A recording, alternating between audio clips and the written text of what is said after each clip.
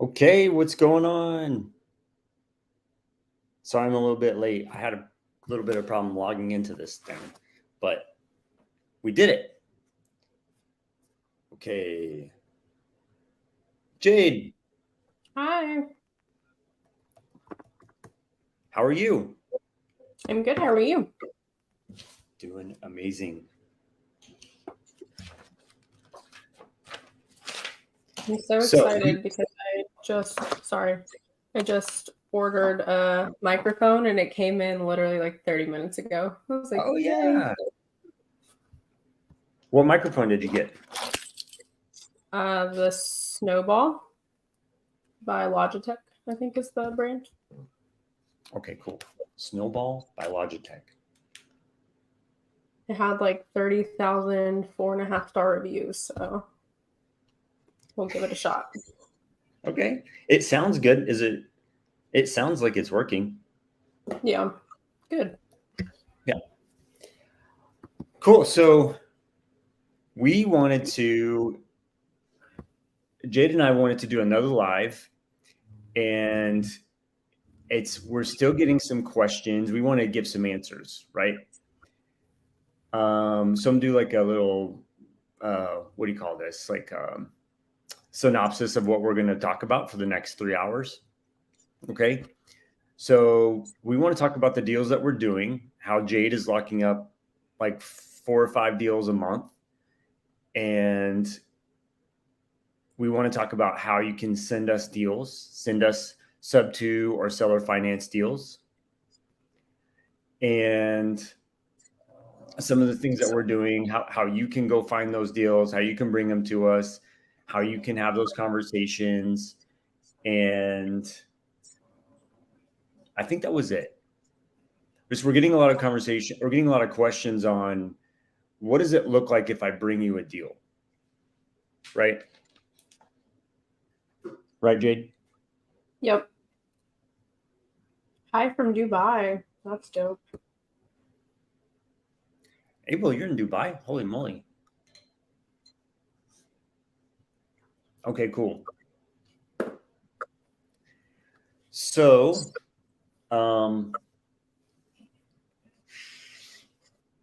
if you let's see, where is everybody living? Is anybody on Jade's YouTube right now? Okay, cool. You kicked me off my LinkedIn. Love it. Okay, my thought was, who's gonna watch that on LinkedIn? One of my old, so I stream to YouTube, Facebook, and uh, oh, Abel. I was like, what is he talking about? YouTube, Facebook, and LinkedIn, and just somebody that follows me on LinkedIn signed up for Sub Two like a month ago. Oh, okay, Old car wash guy. Anyway, nice. Abel, he's closing on one of our deals in Fort Worth tomorrow. Oh, cool.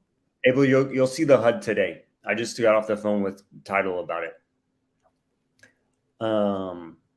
Yeah. So, anyway, Jade kicked me off my LinkedIn. That's okay. It would only let us do 3, so LinkedIn had to go. Okay, cool. Cool. So we have a few people on Jade's YouTube. I love it. Jade, what's your YouTube? Is it Jade Not So Jaded or what is it? Yeah, it's the same as my Instagram on my name on the screen. YouTube at not so jaded. Cool. Well, hey, I thank you all for showing up. It looks like people are going to get value out of this, or they're excited about what we had to talk about. So, right now, Jade, I lost count of what the team has right now. Let me go to Slack. We just got one signed in Burleson, right? Yeah, I we haven't really should been be getting working. one burn today. So we have 2, 4, 6, 8, 10, 12, 14 14 in escrow. No. 12. Sorry, 12 in escrow. And Jade, we're gonna have to cancel that 3-acre deal. Yeah, I figured. That's okay. I don't know what to do. Yeah. So we have a deal that's in. I don't care to talk about it because it's in McKinney. It's a flip. It's a cash deal. It's not creative at all, but I think it was a decent price. Just we can't.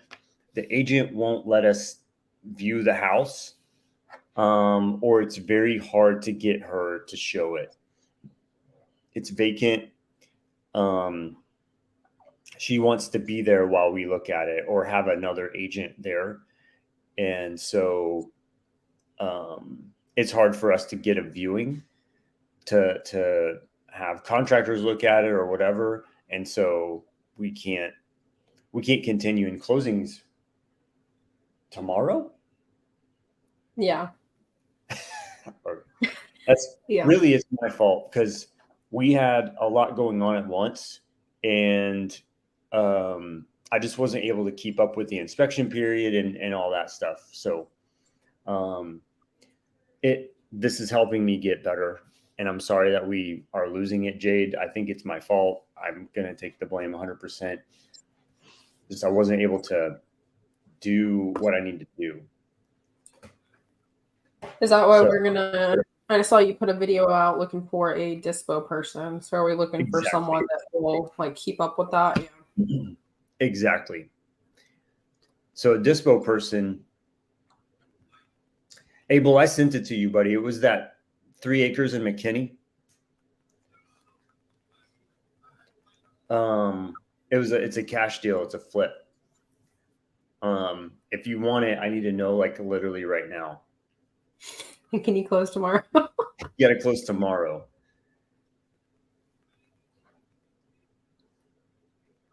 Yeah.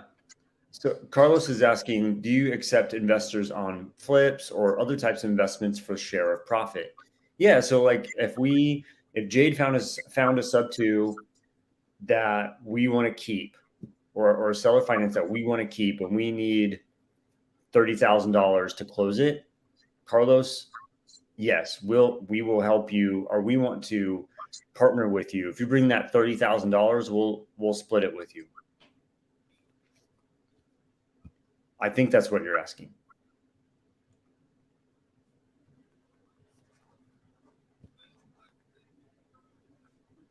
If you guys have any questions along the way, you can put it in the chat and we'll answer questions that pop up.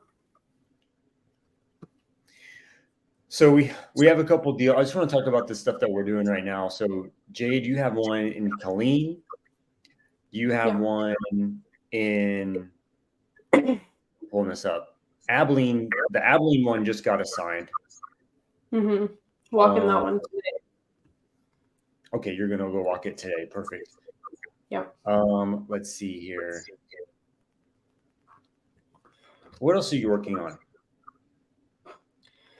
We have one in Ohio that's not closing until November.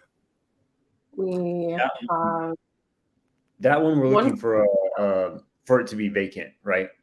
Yes. Yeah. The tenants have to get out. Yep. So we're just waiting for the tenants to end their lease and find somewhere else to live, and then we can close in November. Yep. Yeah. Okay. And then we're closing one tomorrow in DeSoto. DeSoto. Yep. We are waiting on the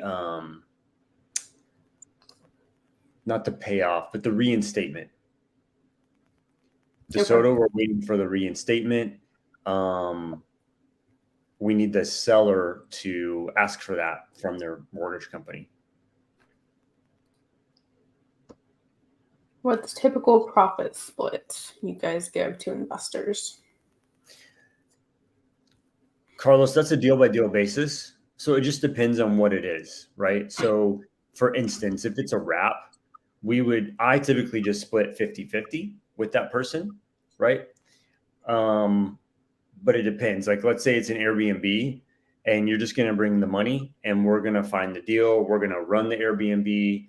We're going to blah, blah, blah. We're going to actually run the thing. Then the split will be lower for the investor who brings the money. Just depends. So, or a midterm rental. If you're just splitting the midterm rental, if you were bringing the money and then splitting the profits, but we're having to run the midterm rental, it's just different. It's going to be more work. So it's literally deal by deal. But typical, like if it's just, hey, we're going to have a long-term tenant or we're going to have a wrap, I just split 50-50 because there's not much to do.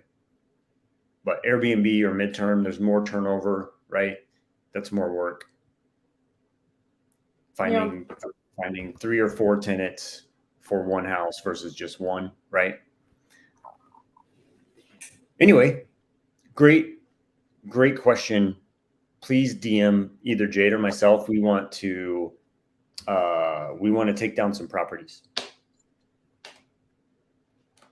I think the one I know we don't have it under contract yet, but the one in Orchard or on Orchard is an interesting one to talk about, just because I think people have the idea that you can only take over maybe just the mortgage lien. So this one property that we're working on, it has 3 liens on it, or 4?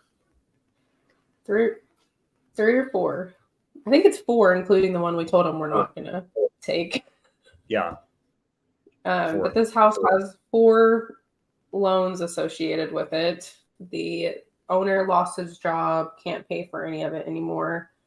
And so we're going to take them all over sub 2. And I forgot what the total amount of payment was. It's crazy. I think one alone is over $3,500.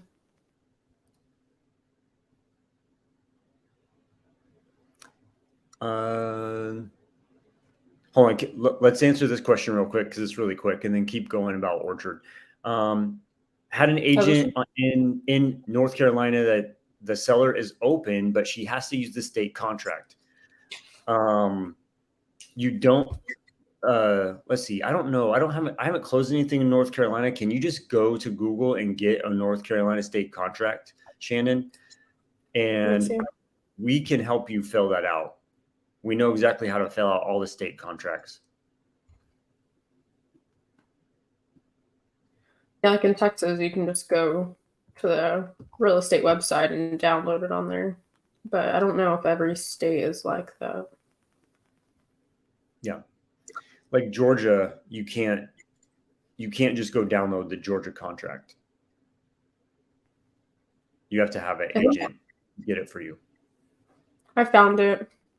Yeah, just go to ncrealtors.org and it says offer to purchase and contract. And it's a contract you can download.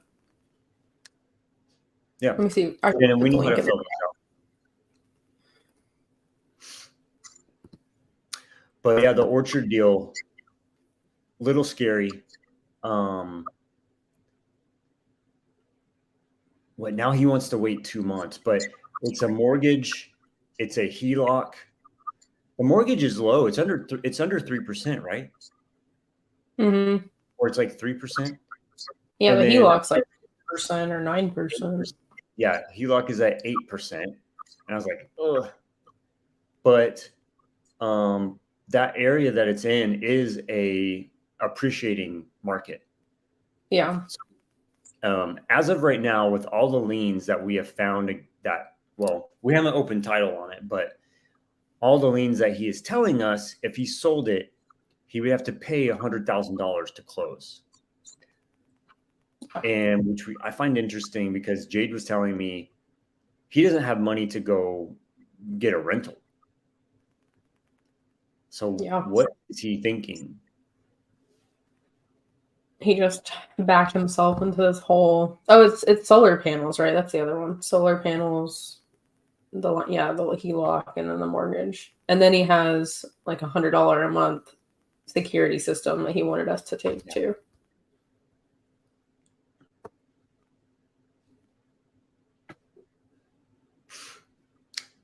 Jay, how would you guys go about getting your first rental with $0?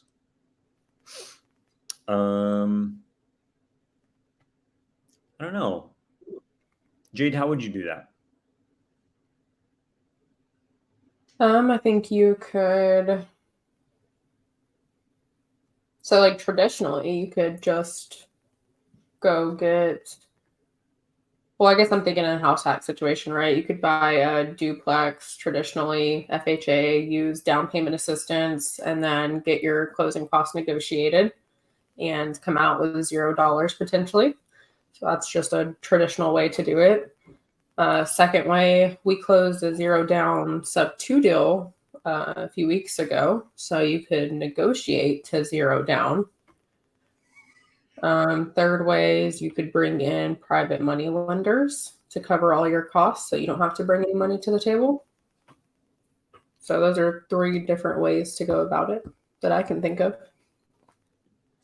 I love it. I like the last one. I like the last thing you said best. Yeah. Started outreach via DTA. DTA is direct agent for anyone that's not familiar. And What's almost up, every Bryce? agent Sorry. responding to my initial message with seller is not open to sub 2 right off the bat before I even send an LOI. I assume this is normal. Yes, it is normal. But when you say responding to your message, I'm guessing that you're texting, which I don't think is a great idea to ask agents, hey, are you open to sub 2? Because of course they're going to say no, right? You're not having a conversation with them. They don't know who you are. They think that you're AI. I've had agents tell me that, oh, I just think AI is texting me and I don't think it's a real person. So if you're texting this stuff, I don't think that's a great way to go about it. I think you need to build rapport. Like I literally got an email this morning. So we've had a call with this agent, emailed back and forth several times, had multiple calls. They emailed me this morning. They say, we have 2 other investment companies that presented offers, but your communication and professionalism put your offer at the top of the list. So how you go about it makes a huge difference when hundreds of people are calling these agents or texting them every day. So Bryce got with me. Yes. Oh. Bryce got with me. We did REI reply with Bryce.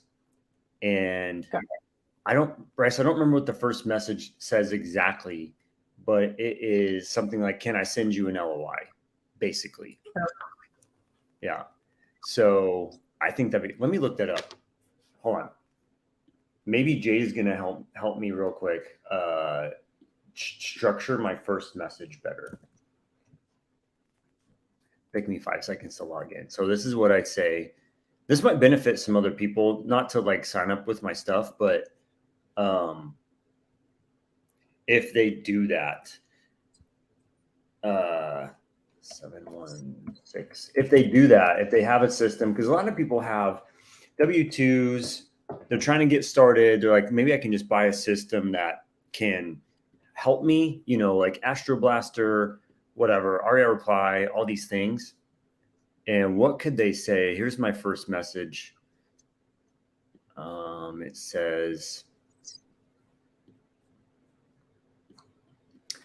says, happy Thursday. Are you the listing agent for the address? We would love to send over a proposal LOI, just like this. I spoke for Jade for a second, but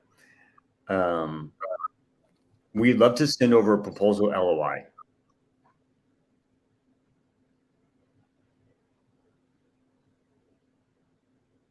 So, and then what happens is they go, if this is a sub 2 offer, get out of here.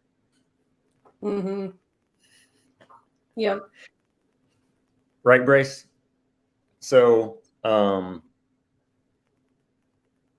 so is the goal to not have actual phone conversations and just find out if it's available, send an offer? Is that the thought? Yeah. Yeah. I think the term proposal LOI is going to turn off a lot of them just because as a traditional real estate agent, that's not used a lot. So I think that automatically kind of sets up a a red flag where they're like, oh, these are investors and I already know it's sub 2 and I've seen a million of these. And so, because, most agents send over contracts, not LOIs for traditional real estate. So I think that just that verbiage might set them off. We'd love to send over a contract. Just say an offer. I'd like to send over an offer. I think that they would be more accepted into that. Bryce, change it to send over an offer. Send over an offer to you to look at, or just send over an offer? For you to review. Yeah, either one.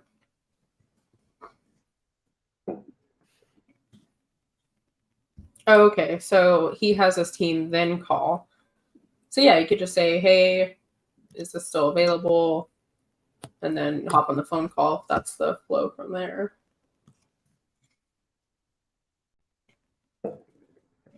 Someone said, are y'all mostly focusing on agent outreach, low equity, or any other strategies? Yes, the main focus is agent outreach for low equity, seller finance. We're working on a seller finance right now, and cash. We were talking about at the beginning a cash deal we have. So we'll look at any of those. Most of our deals are low equity, but we're also looking for seller finance and cash deals.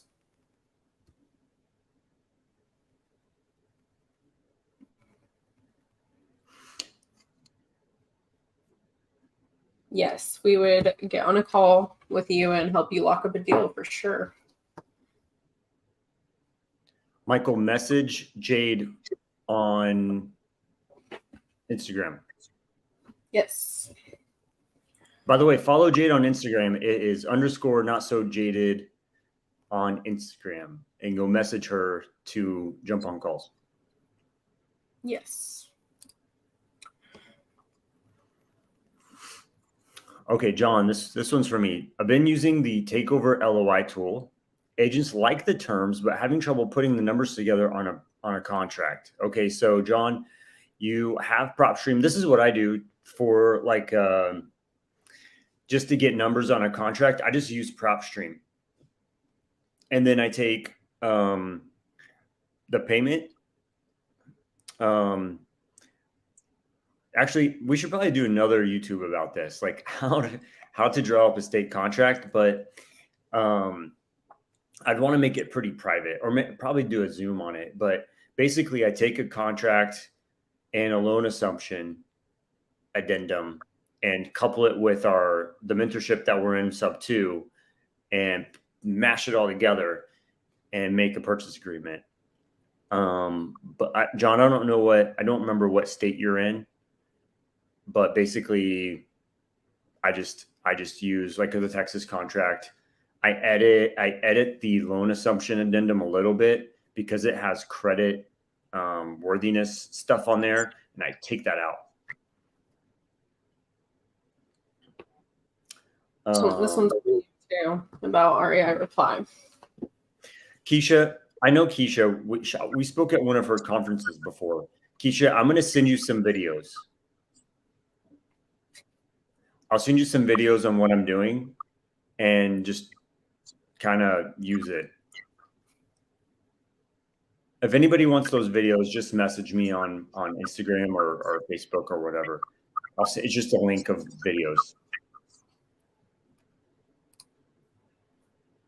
So when you network with a PML, the way to get the returns is through a percentage of equity and or through rental returns. Yep. Yeah, so we've had a couple of lenders where we had to pay them back at a certain amount of time, let's say 6 months. And me, with no equity, just look at straight, whatever it is, 13%, 15%. And I was smiling at Dana's message. And then, hey, in 6 months, you owe me 15% more, right? Jay, I get really stressed when I do that because I only have 6 months to get all their money back. And I'm like, okay, what if I fail? What if I can't get the extra 15%? What if the down payment from the wrap is only 8% of the deal, and I borrowed the 10%. You know what I'm saying? And so I get stressed. So now, from now on, I'm going to do partners. So no more paying back in 6 months. It's going to be a partnership. You're going to buy equity, whether it's 30%, 50%, whatever it is. So yes, Jay, you'll get the rental returns. And then when we exit, let's say we exit in 3 years or 5 years, you'll get that equity back. You'll get whatever percentage of equity off the sale after we pay off our debts and closing and everything. Yep. Cool. So on the LOI, will we include what is creative and all the details? Yeah, on the ones we send, so we actually have the conversation and underwrite it. We're not sending just blanket offers. So ours is basically, hey, we'll take over for a sub two. We'll take over this X amount mortgage balance. We'll put X amount in seller's pocket, pay X amount to realtor, and pay closing cost. And there's a few other things, but we break it all down in bullet points for the agent. I'm gonna put a post. Yes, we want to partner on an 8-unit in Corpus Christi. Yeah, Keisha, get us the rents, and is it just a cash deal? But get us the rents. What are they currently being rented for, and what are the expenses? And then we'll underwrite it.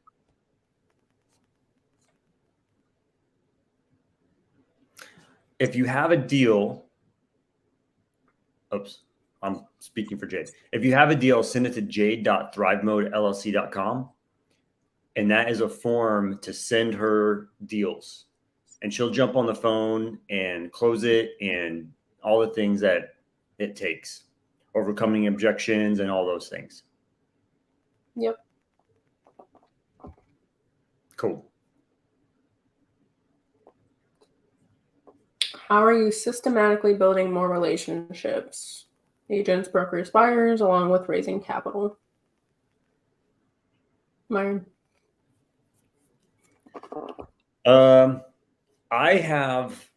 You're going to laugh at me, but I have a sheet for buyers. I don't have a sheet for agents, but I have a sheet for buyers, for lenders, for people who need lenders, people who are multifamily, that want to do multifamily. I have a sheet for those people. And so systematically, I don't think it's much of a system. It's just Google Sheets, Joel. So just made a Google Sheet and put their name, their email, and their phone number and what they want, or what they have and what they want. And that's it. It's agents and brokers, not so much. We just find listings and talk to those agents. The only thing I do otherwise is if they're in like our REI reply system, our follow-up system, I'll put them into like a follow-up campaign for agents, but it's not, I don't think it's that well thought out. It's just a little system. But Joel, you want to raise money. I think you would do well at raising some money. And so you should start asking people if they want to invest or what they're interested in, and then put their name on a Google Sheet, just so you have you don't say Rolodex, you say, what do you say now? Note in notes, whatever. You know what I'm saying? Just put them all together so you know who has money or know who's interested in it. I talked to a guy yesterday and he goes, I'm a business owner out here in New York, and I know a lot of people are getting ready to exit their business. And so I'm going to be around a lot of money in the next 5 years. And I'm going to syndicate. I'm going to find a deal and we're all going to syndicate a multifamily together. I'm like, perfect. That's a great idea. Yeah. I'm working with one agent who told me she received 13 creative offers. She spoke with me for 15 minutes. We're still talking. keep communicating. Yeah, just because they have a ton of offers doesn't necessarily mean anything. It's just you need to figure out how to be better or do something that the other 13 offers haven't done. And a lot of that just comes down to how well you're communicating it and how well you're building trust with the agent. Because with creative, it comes down to them trusting you and finding you credible.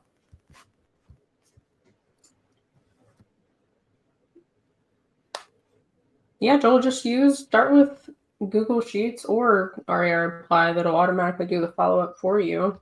But Google Sheets is a simple and free way to keep track of stuff.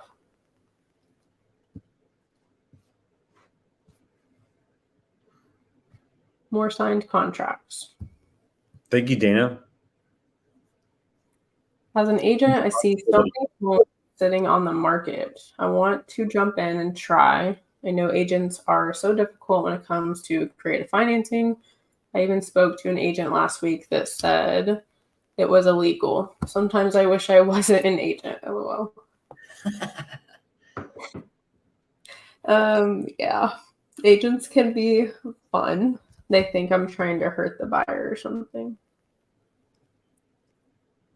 Yeah, I think that just circles back. I mean, some agents you're just not going to be able to talk to. Like, I called one the other day and she actually got hung up twice in one day the other day. They were both like, I'm not talking to y'all anymore, and hung up on me. So sometimes you get agents that are just closed minded and they're not trying to figure out other options to help their seller.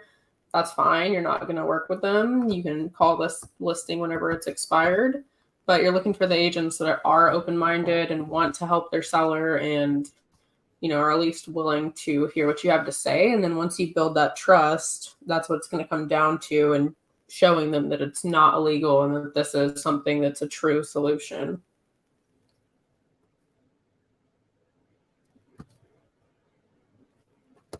My email.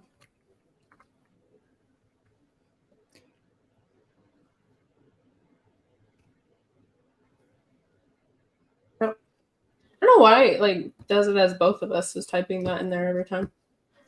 At the bottom it says all. Oh, gotcha. Okay. You can pick yourself if you want. Is that the same? Yeah, Yes. and Joel, I don't know if he's still doing it, but he was calling agents live. Joel, are you still calling agents with Milanazzo group?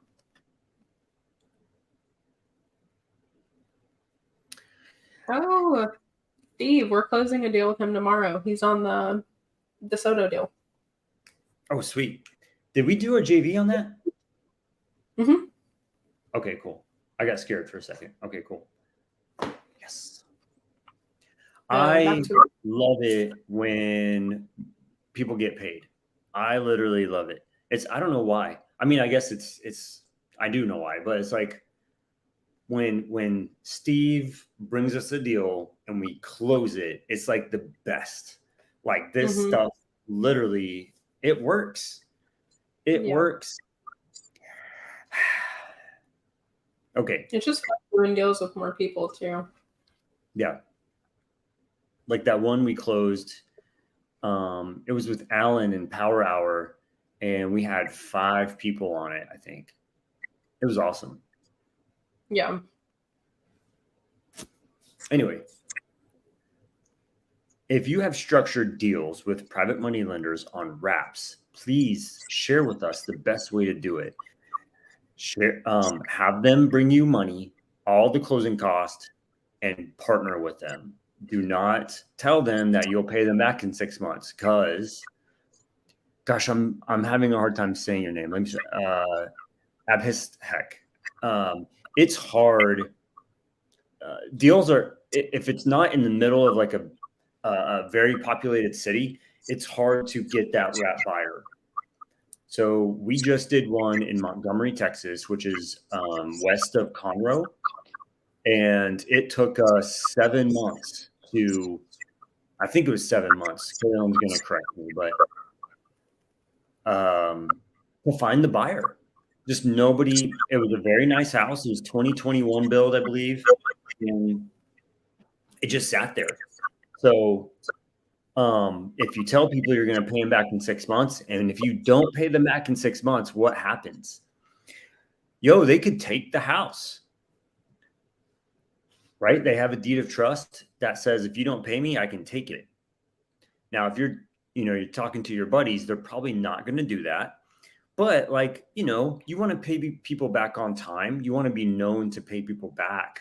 Bottom line, pay people back on time is even better, and not get charged late fees or whatever else. And then you're like, you go to a meetup and you see them and you're like, oh God, that's that person that I borrowed money from and I couldn't pay him back and it was late and all this stuff. And you have a bad meeting and then you can't go out anymore because you don't want to see the person that you aren't paying back. You know what I mean? So like, not that's not happening to me. I'm just saying, like, partner with people on deals instead. That's my advice. That's what I do. That's not what you have to do, but that's what I do.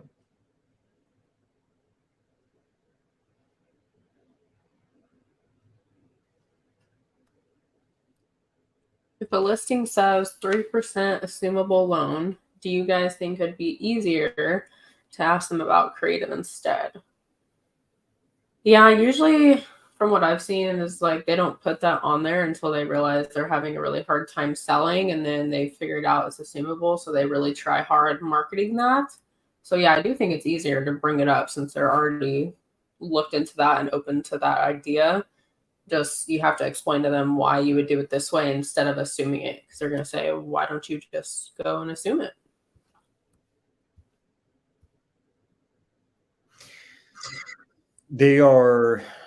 I agree.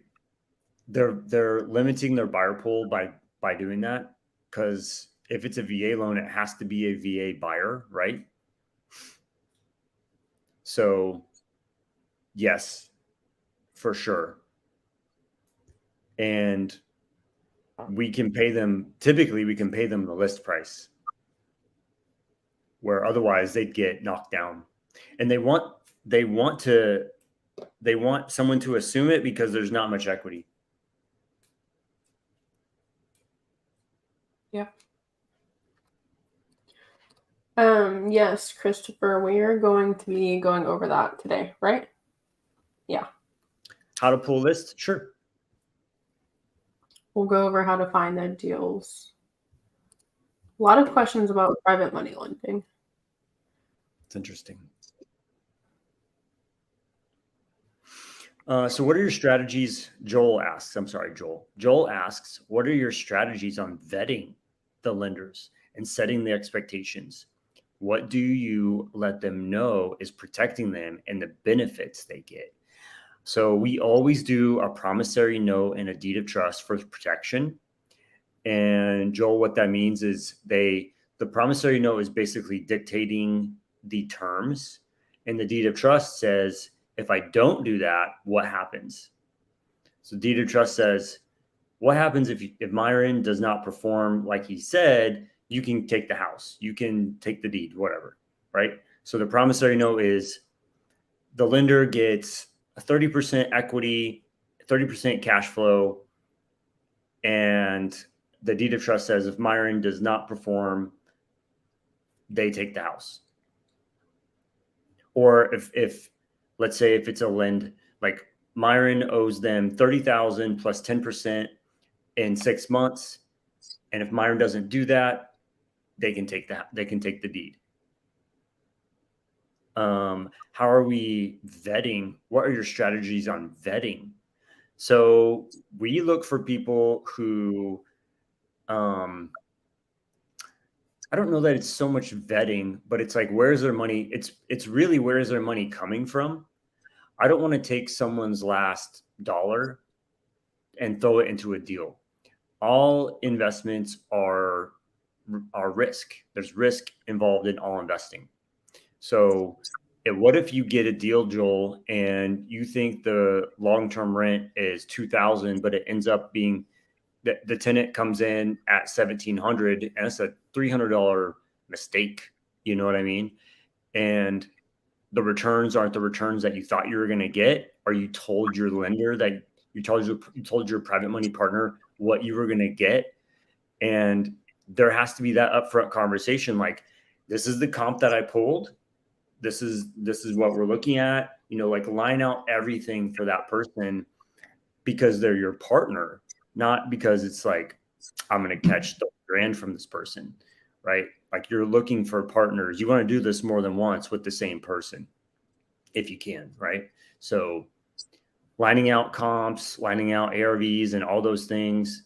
It's like, I know what I'm talking about, but also what happens if we only get, $1,700 on the rent, or what happens if we can only rent the room for $1,200 a room? So learning or getting an underwriter or learning how to underwrite these type of things would really benefit you and show your private money partner that you had done your due diligence. But at the end of the day, there's still risk. Cool. Yeah, Carlos, we'd love to do some deals with you. Carlos, can't wait. Would you pull out equity from your homes to get started, or try to do no money down deals? What do you have to say, Jade? The no money down seems easier to me, I guess. Less complicated. A lot of people pull money from their house to get started.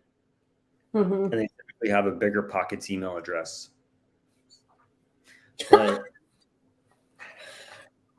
I mean, it's riskier, right? You're risking your own house. Can you make those payments if you lose all that money? Can you make that payment? But I think some of the issue is no money down deals. Jade, how many no money down deals have we done? One. And how long did it take us to get that contract? Like 2 months. 2 months. What she means, what I was asking her is, like, from the first time we started talking to that seller, that agent, it took us 2 months to get the contract signed. So no money down deals are not literally falling in our lap. Typically, it's around $30,000 to $40,000 to close a deal. Well, that's with our assignment included. So maybe $20,000 is better. But they're lower properties, lower entry fee deals out there, but not many are zero. Maybe if you talk to your next door neighbor and they just don't want money down, you know what I mean? That might work. Or what Jade said is go get a FHA or something. Yeah. But this is what I want to do. You want to hear it? Okay, cool. I want to find a house in Dallas that has a detached garage. So you have a main house and you have a detached garage. I don't use my garage anyway. I'm just going to convert it, put a door in it, or it has a door in it, put like a bed and everything in it, a kitchen and and make a little, what's it called? Like an apartment. Yeah, apartment or Airbnb thing. I'm like, dang, that's going to be our next house. I want a little. So if you're going to pull equity out of your house, convert your garage. And make it a little thing. Yeah. If you have a detached garage. Yeah, I think it'd make more sense. I mean, if you're thinking about pulling out equity, just go do a few wholesale deals and use that cash to put into your rental. That's what I would do. How do you approach the conversation with an agent on a creative deal when cold calling them for the first time? Do you have a script, question flow that gets them to open up and not immediately shut down the conversation? Yeah. If you go to my YouTube, I make calls every Wednesday. And yesterday I did that and had 4 conversations that all went really well. And I pitched creative on every single one of those calls. So that might be helpful for you to go look at. I don't have a script. I just flow, but I mean, so pitching creative, I don't just pitch it. I tell a third party story, and I'm figuring out how, like during the conversation, I'm figuring out how creative is actually going to help them, and then I use a third party story to tell the agent that, if that makes sense. Love it. But that video would probably be helpful to go watch. And your YouTube is _NotSoJaded? Yes, right there on my screen name. Cool. Let me know if you need help with that agent, Jay.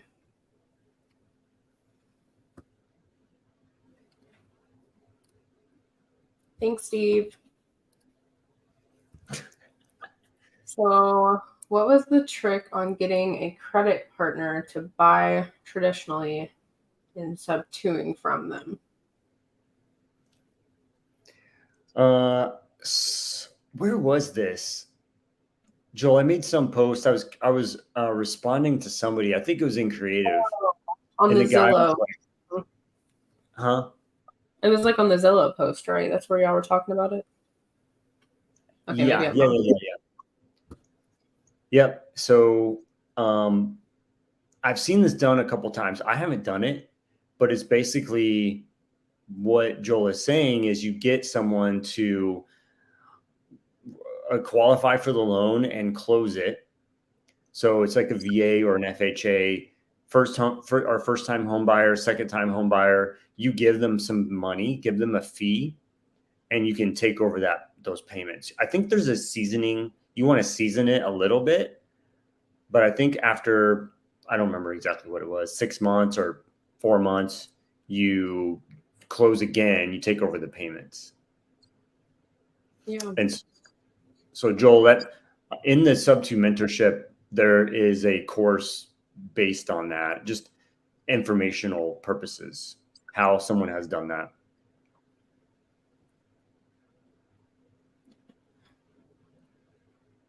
Would y'all be able to go over a deal that didn't work and why?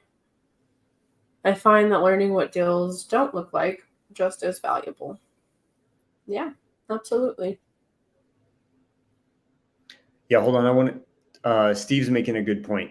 Caution on that. Mm-hmm. Lenders do that as straw borrower. So so it's straw borrower is like, what is the intent of you getting money from me as the lender, right? Is the intent real, right? So straw means like a straw man, like it's not real, right? Mm-hmm. So yeah, look that up. You don't want to get hit for fraud. I think that's a fraud type of thing, but yeah. Yep. Okay. Yeah. Jade, let's talk about a deal that didn't work. Talk about Flint. Nothing to say. Flint fell out, yeah, on the day of closing. That didn't work because it was just the entry fee was too high and for the area, right? Because I think it was pretty far from stuff going on. And I don't know, you probably have more insight on what the feedback was from people on that, but that was my understanding. It was too far out and the entry fee was too high to justify that. Flint is west of Tyler, right? It's a little lake town. There's a lake. I think it's called Flint Lake. I'm not sure. This wasn't far from the lake. I think you could just walk over to it, but the rental comps were very low against the PITI. The PITI was a little higher, and the feedback that I got was it doesn't cash flow. I can't long-term rent it. I can't midterm rent it. I can't really Airbnb it. What do I do with this thing other than live in it? And it's not really a wrap market. It's a lower population. So just the investment to put, I forgot what the entry fee was already. Let's say 30,000. I don't remember. Just people were saying it doesn't make a lot of sense. And so the thing about us is like, we'll try things, not at the expense of other people's pain or anything, but like, we want to try to help the seller. We want to try to help the agent. And if we can just take a shot at it, then we will. Gosh, we've canceled. I feel like I've been feeling this. Like we've canceled like 4 deals in the last 30 days. Like I've never had to do that, but our volume is up. There are a lot more people that are entertaining this type of strategy, subject to. So it's either I got to get better at dispo, find a dispo person, get better at it, or get better at, we need to find better deals. So it's probably both things, but yeah. So going back, for anything you would have like restructured in that deal, or would you have just not locked it up at all?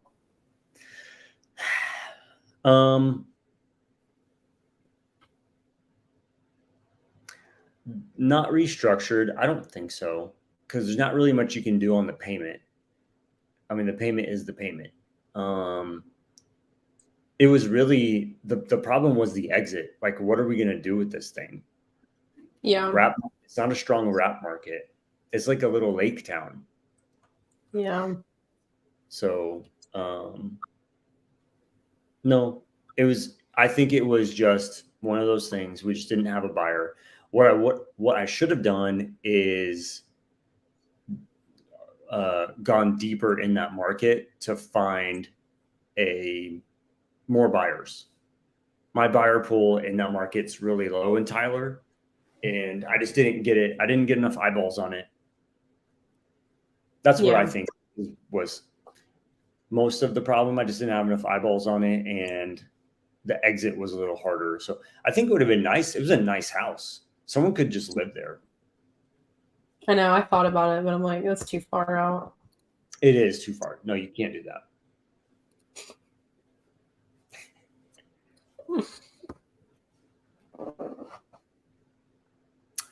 Joel says, I've been seeing people using credit partners for DSCR and traditional buying for rentals, like my friend Jesse. How will numbers work usually for these? I have no idea what you're talking about. You should reach out to, Joel, reach out to Sonia King. She's on our team as well. She does credit. She's a credit partner. So she could probably answer those questions for you. Yeah. She would love that. She would. Just put her phone number up. I don't know if she would love that. No, she's just kidding. I need better systems. Well, you got the integrator right here on the screen.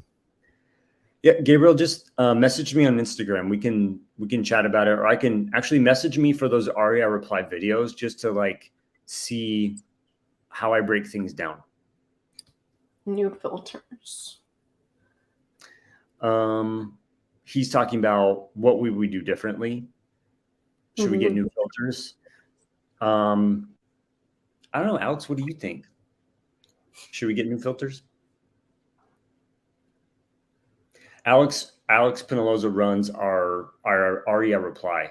Alex, how many multifamily deals are we working right now? A lot. Dude, there's so many. Yeah. I mean, I think the thing is, like, I personally haven't seen a deal on market workout that's a hybrid. But I think the risk you run in not pulling the higher equity ones is just because we think that it has a lot of equity doesn't mean that it does.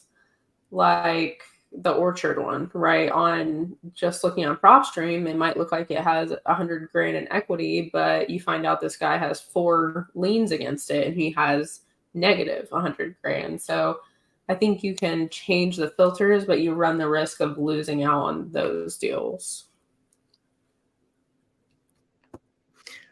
I think if you were going to just like snipe deals and just like make calls off like a small list, you can what do you call? You can Niche down. niche it. Yeah, niche down. Couldn't think of the word niche.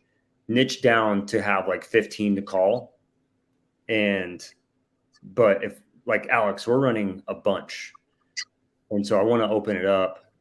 And for me, it's like open it up and talk to a lot more agents, because like Priscilla has 2 or 3 she just gave us a third one, or not give us a third one, but she's looking at a lot of deals as an agent and they're not listed. And what would be so dope, so Priscilla messaged me on Instagram this morning and I was like, oh my gosh, this is amazing. My dream is to have agents message me on Instagram. It's like the best thing that ever happens. It makes my day. You cannot ruin my day. If that happens, you cannot ruin my day. Anyways, having Priscilla message me was really, really brightened my day. So, by the way, if you're not working on your branding and working on your Instagram to have agents message you like Priscilla did, and Jade is working on her Instagram. Your Instagram is like doing good. I like I'm it. trying. You're doing great. Anyways, yeah. Dang, I forgot what I was talking about at first. But yeah, we're on list. Alex, we're pulling a wider net so that we can talk to more and try to get some off-market deals. What if you had just agents sending you deals instead of messaging them, right? Yeah. Yeah, I agree. If you're just trying to knock out a few, like whenever I do the Wednesday calls, I niche it down to really low equity because I want it to be that type of call. But yeah, if you're trying to do lots of volume, you may not want to niche it down that much.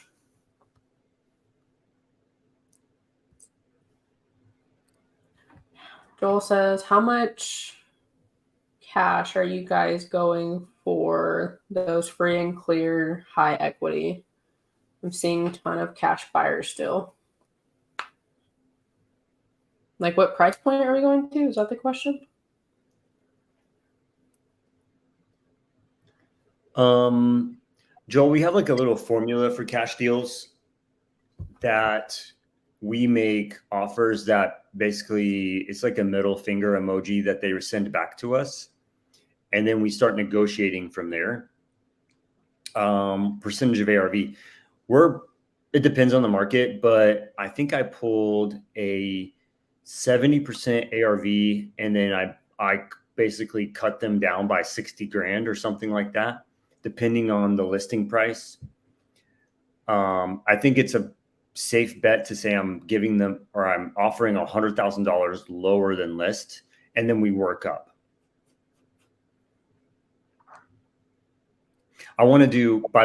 Jade, I want to do another live on that system and how we're using it. Okay. Have you used it yet? Mm-mm. Okay. We'll do that. Was this 3-hour live going to focus on the trip to Montana at all? No, not necessarily. This live is more about doing some Q&A and talking about how to get deals, how we're finding deals, how people can work with us, or just go find creative deals in general. I do miss Montana though. Yeah, it was so cool. I will not forget this. So like when we started 2 years ago, two and a half years ago, I would literally just sit there and watch Jerry Norton make calls for hours. And he's the flipping genius, right? And so he would pay the agent both sides, right? That's his thing. I'll pay you both sides. Help me get this deal. I think he does a little bit of creative now, but it was just cash. And I would just sit there and watch him and watch him and watch him. And then I call him Uncle Jerry now. So like have Uncle Jerry drive us around on the boat, point out houses. Like that to me was like a pinnacle of what we've been doing now. Like driving around on a boat with Jerry in front of his freaking house in Montana. Oh, and the view was like Oh my God, this is like breathtaking. Yeah. Yeah. Montana is perfect. The water, the temperature, everything. Yeah. Is your LOI generator available for non-Sub 2 students? Shannon, yes. The LOIs are not from the mentorship at all. It's just something we came up with. So for sure, grab the LOI generator. What we cannot give away are contracts, addendums, basically the anything that was made by like Pace paid for those contracts from a lawyer, and it'd be like a big slap in the face if we were just to give those out. So the LOI generator is something I made, and it's just an LOI. It's nothing proprietary from Sub 2. Yep. How would you incentivize an agent to find you buyers and sell to them? Upfront fee, tons of unicorn agents, and want to bring more deals. Yeah, I mean, pay them some type of referral fee.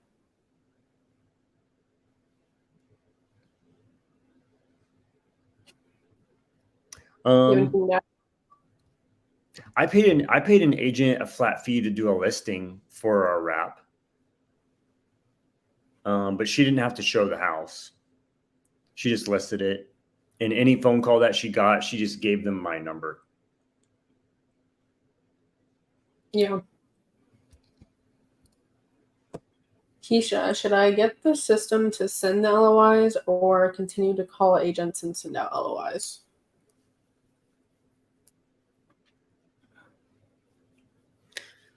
I don't know. Keisha, how many are you sending a day?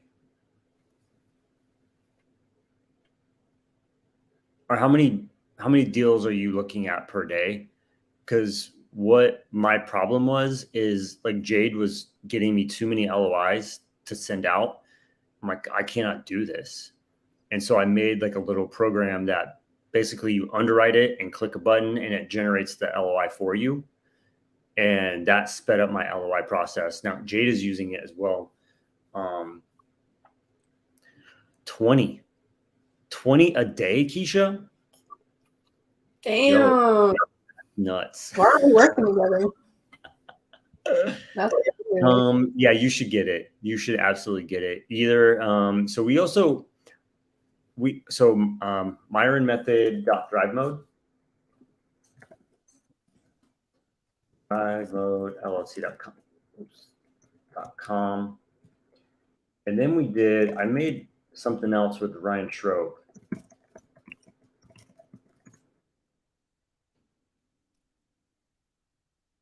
This is if you go here, you'll see the LOI underwriting tool, Myron method.thrive mode LLC. Then we did takeoveryourmarkets.com is a more mass, like a generic LOI, but we can generate 50 at a time, 70 at a time. I don't see Carly. Oh, there's Carly. Yay! Okay.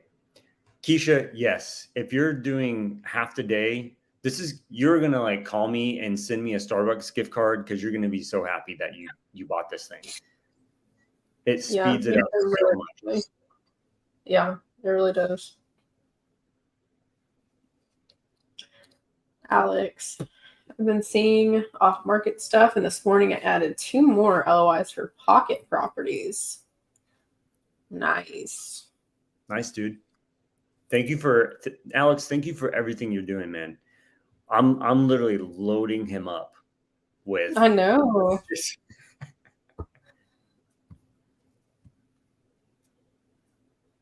Thanks, buddy. You're amazing. Oh, he's gonna find us a place over in Fort Worth to do a power hour. Oh, really? That'll be fun. Oh my gosh, poor James. James is gonna be slammed. Yeah, I'm gonna I helped out a little bit this morning, and I'll get a lot of it done today. Okay. John asked, Myron, can you go over the LOI? How the mortgage balance, cash to seller, agent commission, closing costs adds up to the purchase price? Yes. Let me think of how I can do this. I don't really have a whiteboard or anything. Let me see here. Can I do LOI generator? Give me a second. Give me like 2 minutes to get that together. I would love to do that. Hi. Thank you, everyone that's on here and asking questions and interacting. We really appreciate it.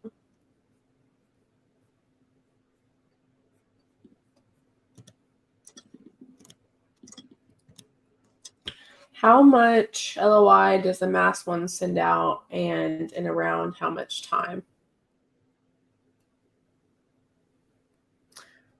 Okay. Jeanette, how much LOI does the mass one send out? You can send out as many as you want, but it's more of like a generation thing. It's how it generates them. So you pull your list from PropStream, you put it into the tool. I think it takes about maybe 2 minutes to filter it all for low equity. And then you click another button, it generates 50 LOIs. And I think that takes another 2 minutes to generate 50 LOIs. And then you can use, I want to drop how to send them out on a different Zoom or different video, but basically it'll generate 50 PDFs that you can go and email out. You can upload that sheet to your CRM. You can just click it and send it off in an email, however you want to do it. So I think maybe 5 minutes, it'll generate 50 LOIs, which I think is, Keisha said 20 takes her half the day.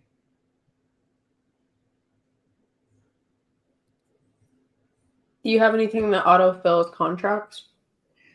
I do. So I haven't dropped this yet, but I want to. So basically, you have to be a sub-2 student, and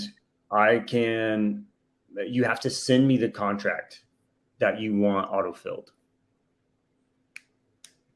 Because if I've been talking with some TCs about this, and if I sell something that generates a contract, then it becomes something that I'm selling a contract, and I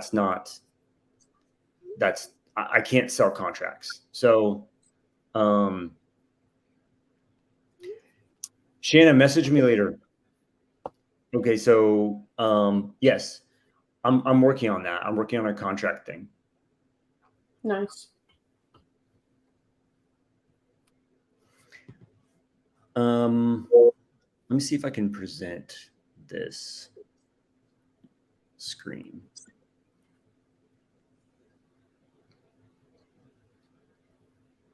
Hold on. Will you answer Alexander real quick? Yeah. I'm a sub-2 student and I'm interested in being a lender. I have $30K cash and have an LLC with PCS. How would I go about that? DM me or Myron and do some deals with us. We'll put your $30K to work. Yeah, Alexander, let us know if you want to partner, if you want to lend it, if you want to do gator lending, like exactly what do you want to do? And that will help us kind of, I guess, if not partner with us, direct you. Yeah. Are the LOIs only for low equity, or can you program it for your buy box criteria? The ones we do are only for low equity, but you can change it if you want. Or I'm going to screen share it real quick. Let me see. Okay.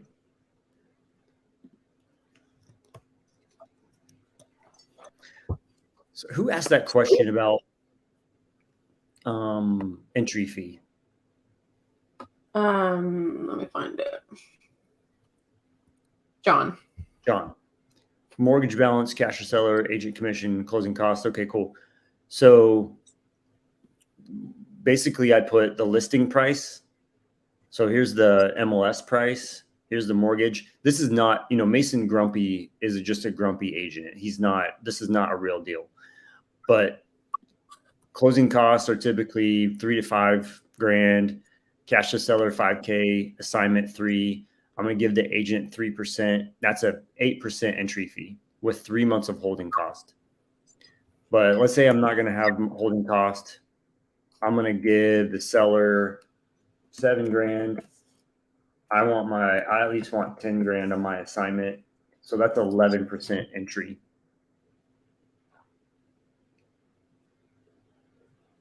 It's listed at $290. The underlying mortgage is $220. They have about $45,000 in equity. So this one, if I only gave them 7, I could probably do another 40 on seller finance. So it'll calculate the payment that you're going to give to them, right? So if you're going to give them 3%, it'll go up. Here's the term, 30 years. I don't have the right payment in there, but let's say it's that. And so this one, if we can rent it at $1,400, we're going to cash flow $167. Well, we're going to take out solar and HOA. We're going to cash flow $400 a month on that deal. So basically what I'm trying to do is get this to be around 10%. That's a typical entry fee. Yeah, and you make a copy of the LOI. And you can actually, this is an old one, but you make a copy of this. You can make it say whatever you want, right? We just need these fields to be in there correctly. That's it. Any questions? Some people are asking how to get it, so I threw that link on the screen again. Okay, cool.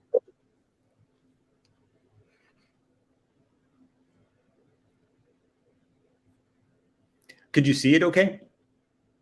Yeah. Cool.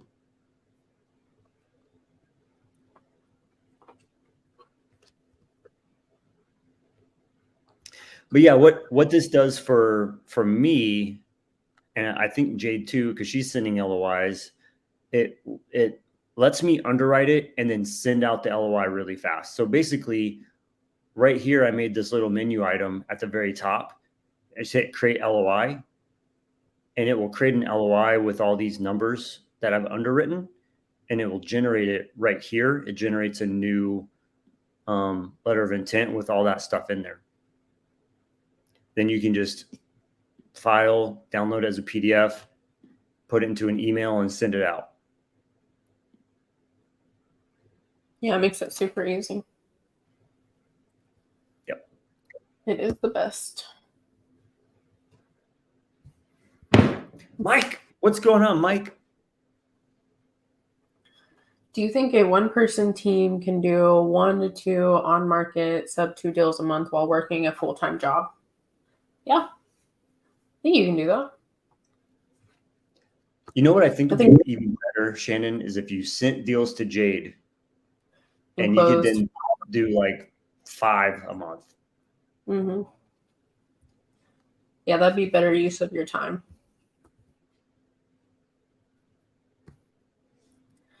Yes, we have gotten so close to closing 2 of them.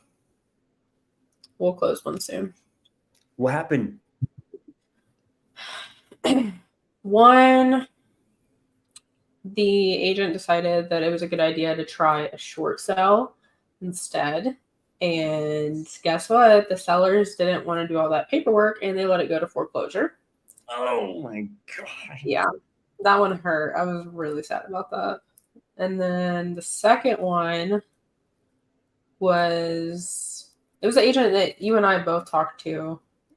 and I think it was in McKinney. The agent started ghosting us, and now it's off market. So now we need to reach out to the seller. I want that deal. They were like 70 grand behind, right? I think. Oh, maybe not much. Maybe 50 grand behind. 50. It was 50 grand behind, and they're gonna get a loan mod. Okay. And then sell it to us? Yeah, until she started ghosting us. That's horrible. I mean, okay. It's probably what they just wanted to do. They didn't want to risk us paying their payments and catching them up on the first one. They just want to ruin their credit for a couple 7 years or whatever it is. Yeah. Yeah, that one's done. Oh well, it's their life. Okay. Are lakefront multifamily a big deal? I want that one, Alex. Are we talking like small multifamily or what? What lake? Yeah, what lake? That's a good question. Is it in Montana?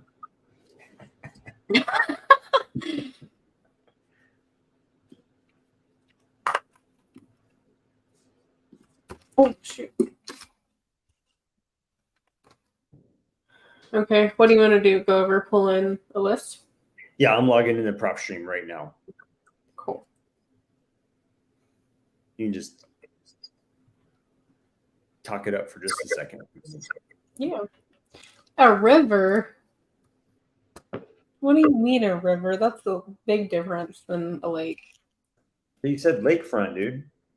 Are we talking about like a little pond, like the mobile home park? We need to specify what waterfront is. Brother. That was funny. I like rivers though, Alex. Actually, I think I prefer river. I prefer running water. Running water. Do they need to be already open to creative, or just sellers wanting to sell? I feel like I have a mixed answer for this.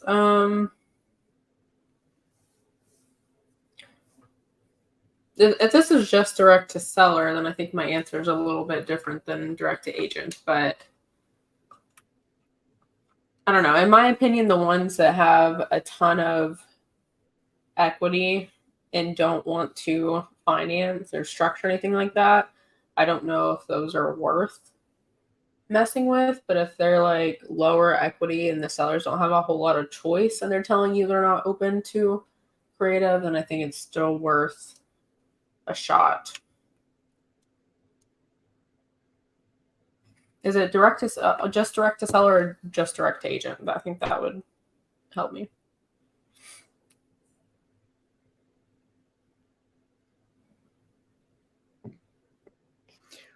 On another note, PPC is interesting because they opt in like, hey, I want to sell, I want to get a bid from you all.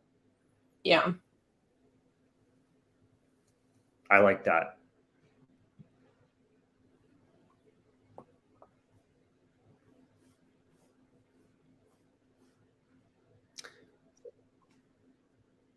They have the same question.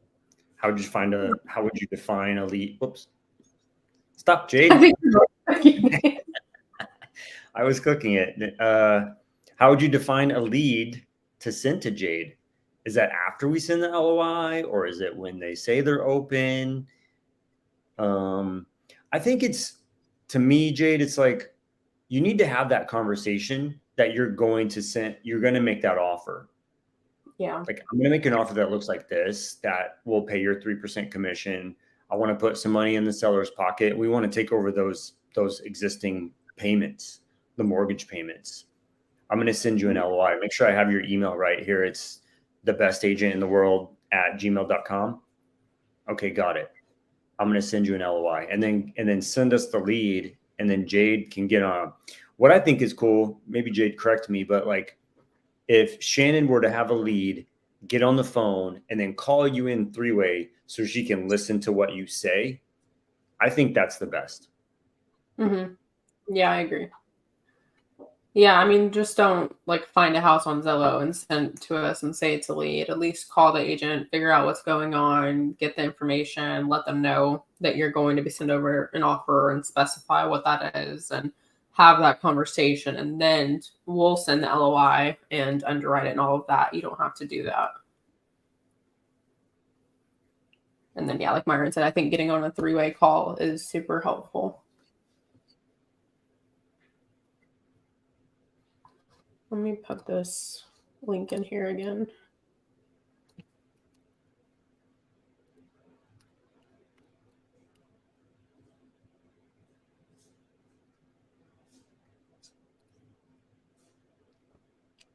Once you have a lead, you can go to that link and you'll fill out all the information. I will say, make sure you have the agent's correct email. A lot of times we get leads that we underwrite it, get the LOI, and then we don't have an actual true email for them. So always confirm that you'll submit all the information. As many notes as you have is helpful to know what's going on. Sometimes people just submit leads and don't have any notes with it, and that's okay, but it's more helpful whenever there's notes and the story behind the lead.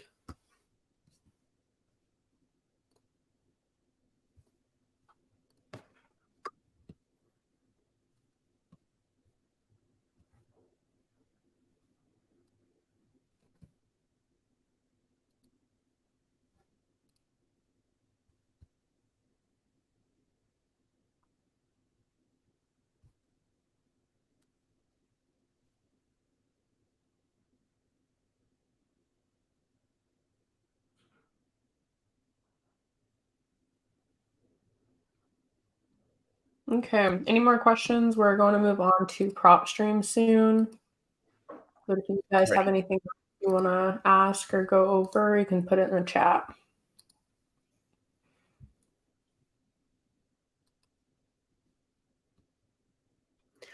You know, it'd be cool. While I'm pulling up PropStream and getting that ready, will you all take a photo or put something on your Instagram or something, like share that you're on here and that you're getting value? If you are, don't lie.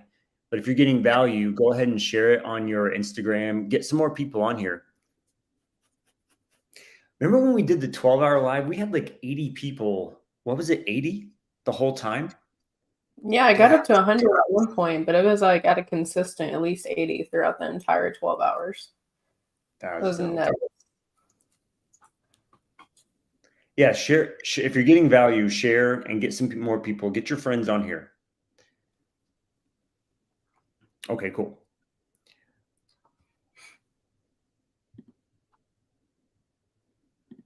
Okay, I'm going to share PropStream. And we had a couple questions about how to pull the list.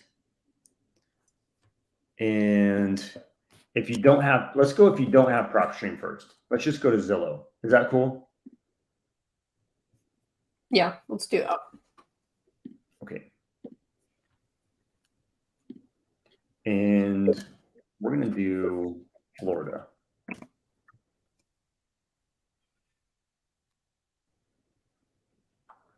A lot of houses for sale in Florida. And we're going to do, let's just do houses.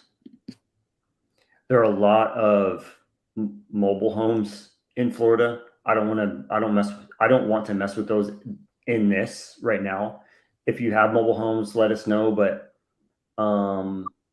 simple enough to find potential subject to deals is, oh, it's going like, I removed the boundary somehow. Hold on. Go over here to more and let's do year built 2021. So they're around two years old. Actually, you could do, I'm sorry.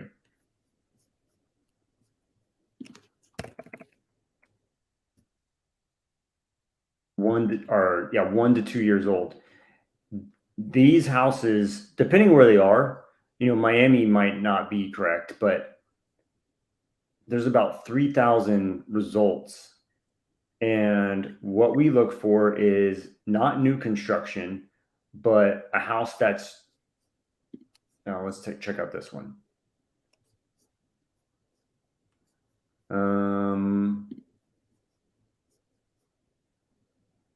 It's on a golf course. So something about Orlando it's an appreciating market, built in 2021. Let's look it up. I just want to see how close it is.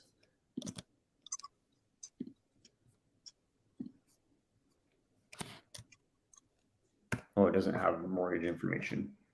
Confidential. I've never seen that before. Interesting. Okay, let's try a different one.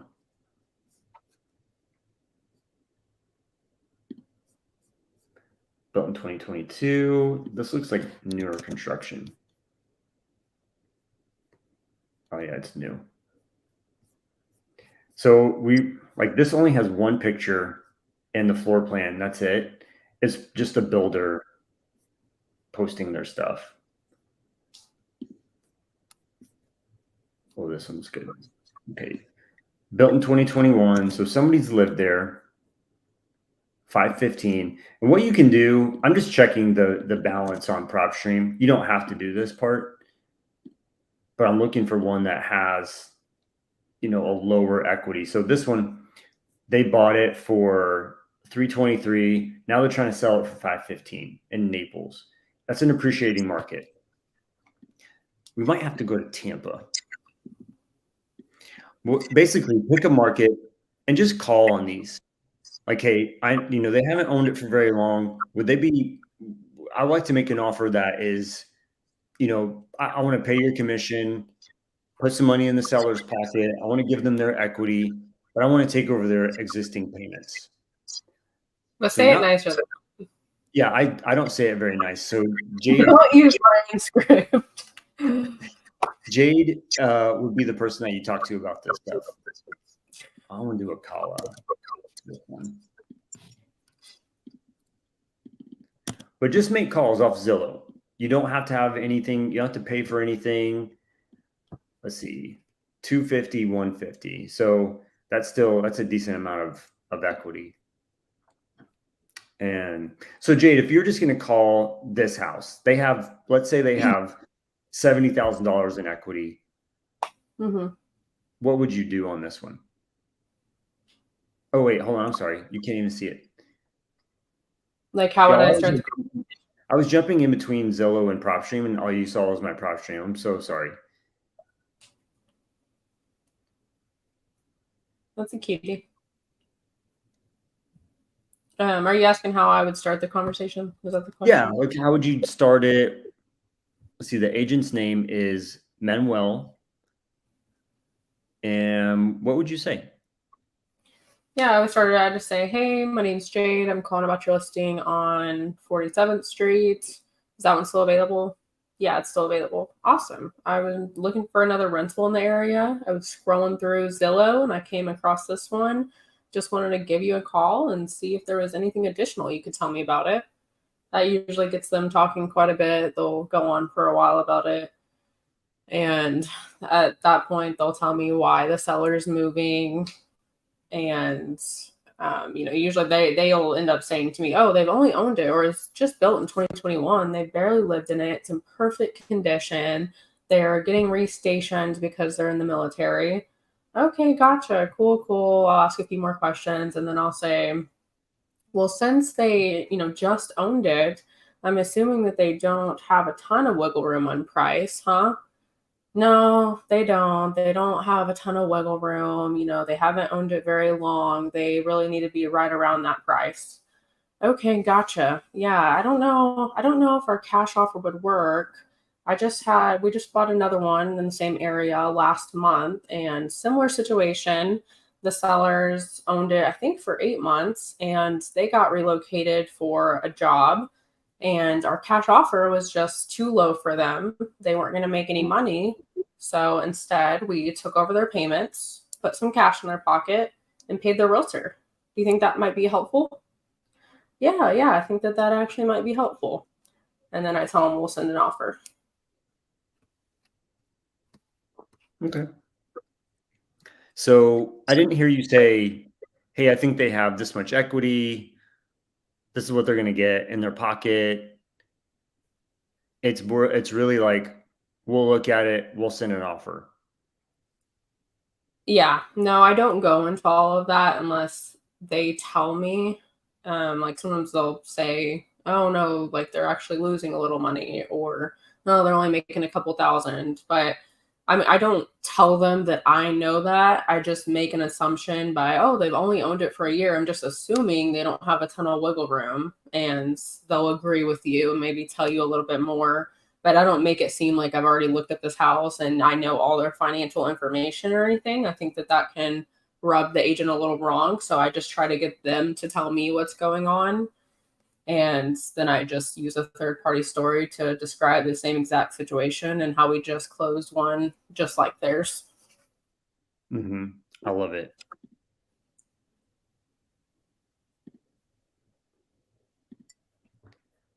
Let's sort by the newest. Okay, perfect. Then I'm going to come down here. I'm going to go to page. I thought I could pick the newest page.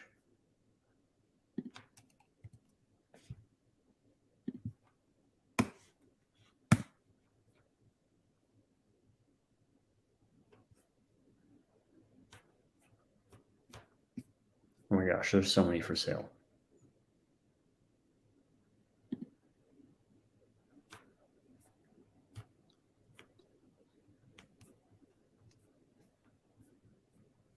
What are you trying to find?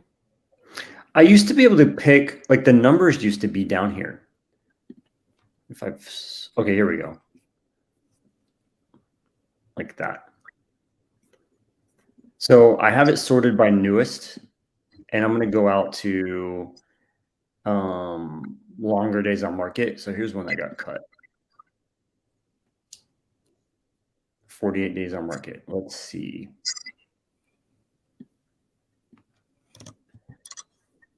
$570.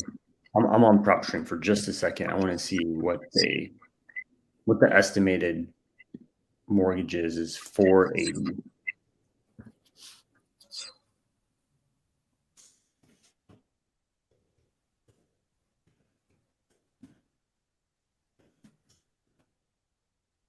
So well, 40K. This one has about $40,000 in equity. PropStream says it has 480 left on the mortgage. So what I do is I take 570 times 90.91.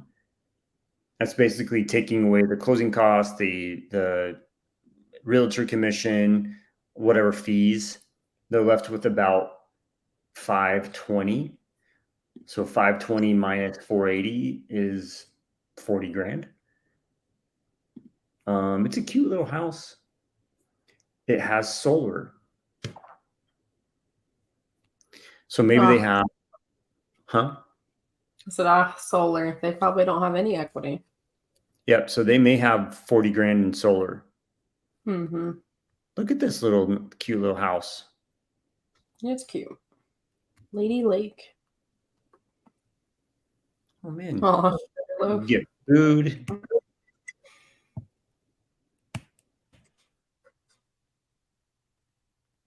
Here. Whole home solar panel system owned and ready to save you money. Huh. They own it, but are they making payments? Oh, it's a community garden. Oh, wait, sorry. I didn't go back to Zillow. I keep doing that. I'm sorry, y'all. They have a little garden. They have cute little shutters.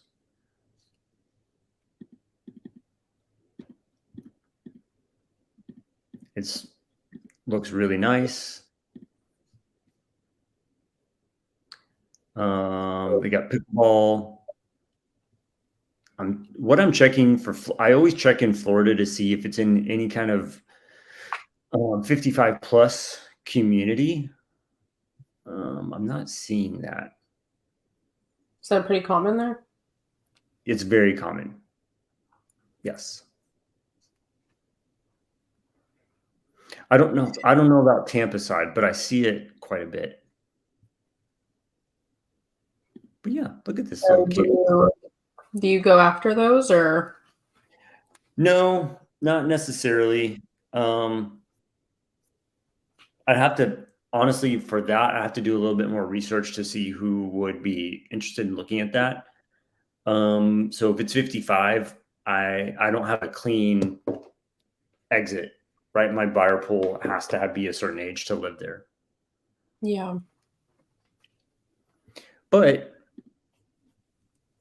I wish I could see like a drone shot from the top.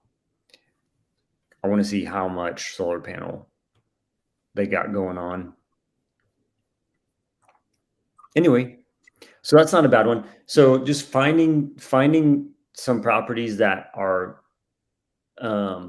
built in the last couple of years. Solar is good. In my opinion, solar is good because it lowers the equity. And then, feel free to just go back or go to the very end, sort it by newest, and go. Oh, here's one that dropped 20 grand.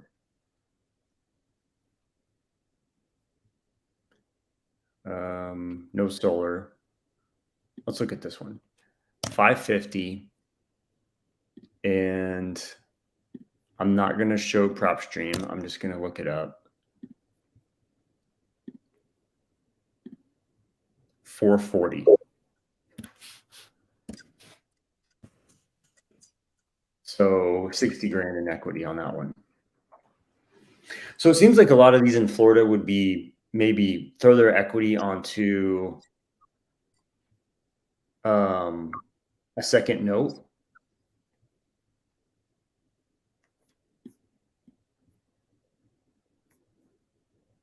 Explain what that means. Oh, I'm sorry. Give them, what equity did I say? 60 grand? Mm-hmm. Let's take over their payments. And then I'll give them some money down. Let's say I give them 15 grand. I don't know. And then I'll give them another 50, maybe I'll give them another 50 on payments. So 50,000 on payments, like a seller finance portion, 0% would be another 140 bucks.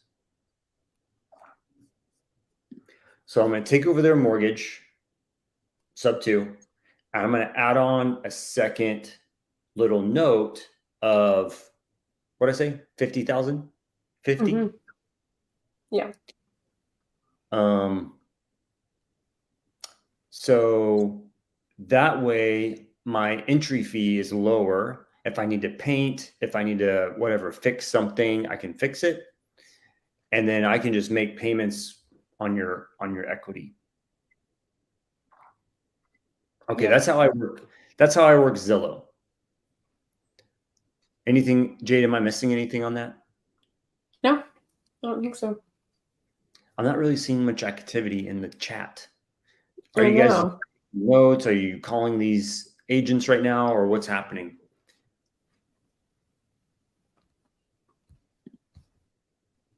I think maybe everybody went up and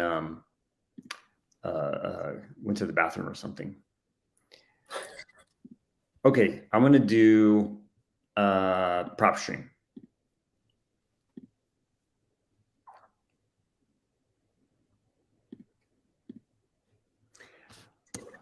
Broward, Florida.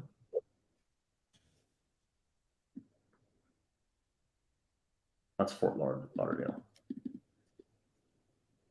I don't want to do that one. What is Tampa? It is Ocala.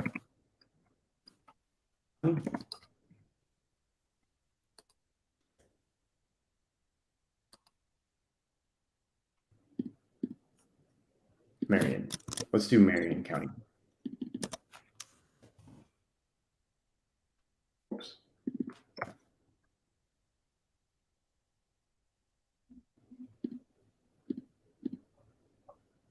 No, that's north. Dang it, what is Tampa?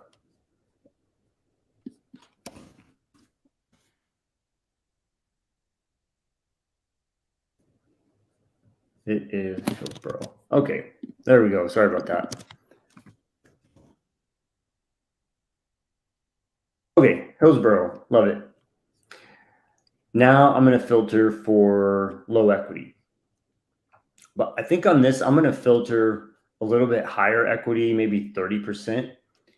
So, Jade, can you see everything okay? Yeah. Okay. Let me know if we get any questions. I got to go back over because I'm only looking at prop stream. Okay, so basically you pick a county.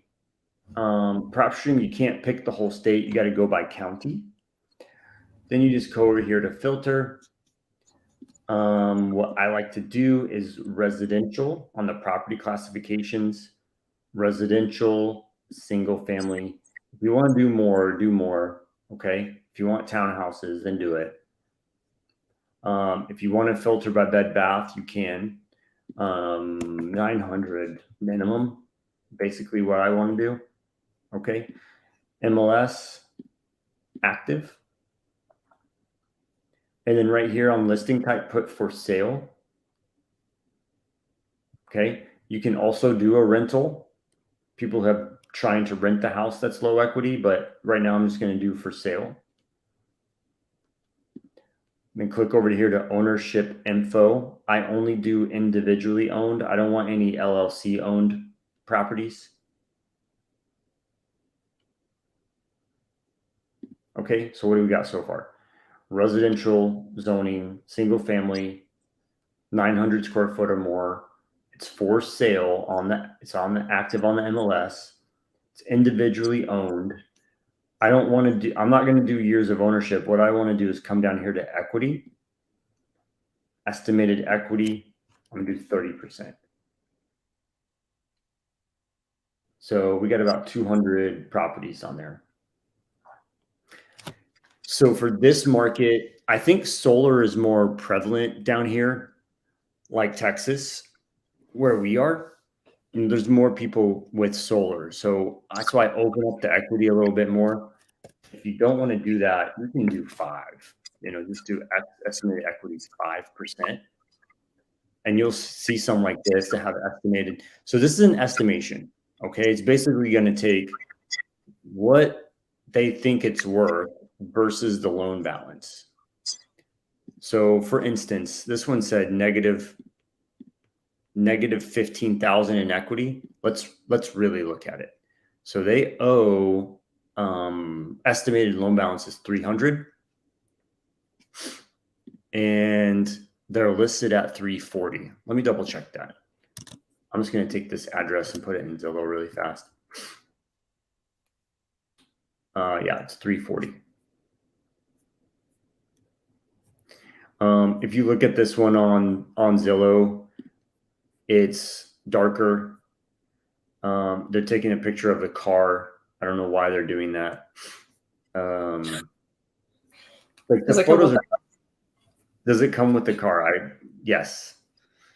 Is it a Pontiac Sunfire? The pictures are darker, and so I mean they're like, this is not a listing photo. You know what I mean? Yeah.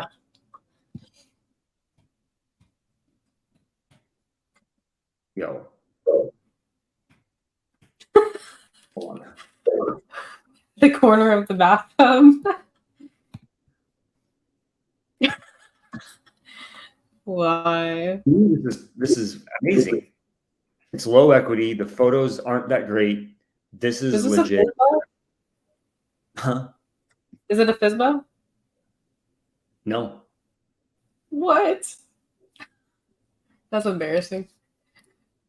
Someone said, do you filter for FHA and VA loans? Do you care about loan type? No. No, because hold on, I'm gonna come back to Who asked that? I understand why you do that, because FHA and VA loans have lower down payments. And so that helps you get the lower equity, right? Because if they didn't put any money down, there's no equity.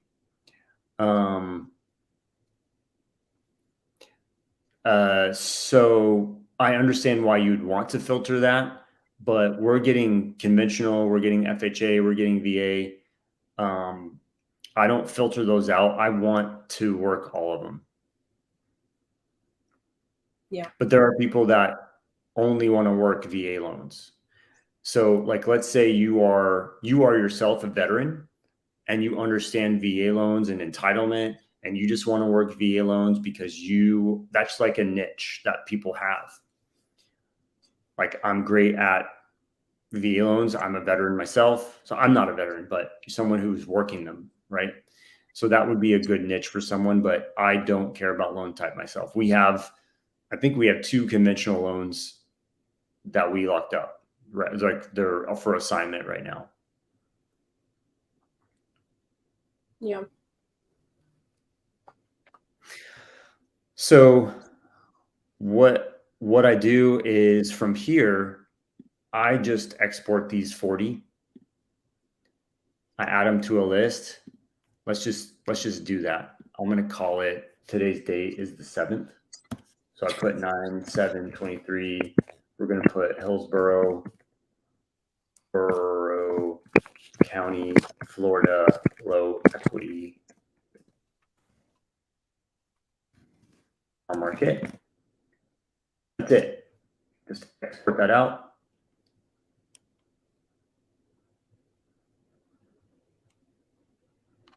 And then you can put it into a Google Sheet, or however you want to do it, put it into your system. And from there, I'm going to type it right here because I think you all can see this. So what was that? Let me find that deal. 9603 North 14th. Okay. I'm going to get the list price. So 340. So when you do a calculation, take 340 times 0.91. That little asterisk right there is a times for the calculator. And that's going to give you, I'm going to do it in my calculator. I forgot what it was. 309. So this one right here, if they sell on the market at full ask, they're going to be left with 309, and their mortgage is 307. Estimated 307. So they're maybe walk away with $2,000 if they don't get a reduction. Yeah. Right. Now, here's the other thing is, I look at this really quick. The monthly rent estimate for this is about the same as the loan payment. Taxes out there are nothing. So basically, you gotta mark it up about $100 a month for insurance, and whatever this is, I don't even know what that is. $50 a month for taxes, and so there you got a 17 plus 9. It'll make it 19. That's going to be your monthly rent. So this may be a cut even type of deal, but have the agent help you run a rental comp, or run a rental comp out there to see what you could rent this out for.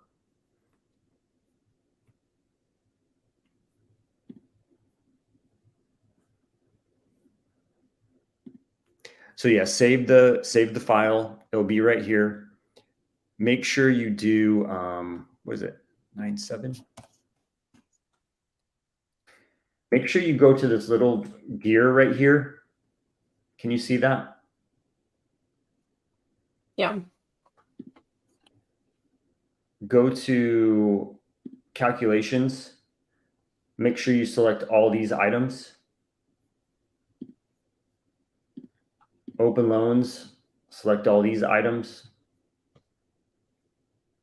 MLS, select all these items. So this is going to export if it's on file, the agent's name, the agent's phone number, the agent's email.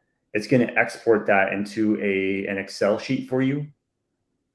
so that you can just go market. You don't have to go to Zillow and find it and put it into a Google sheet one by one. This isn't perfect. It's probably going to give you about 80%, 75% of the phone numbers.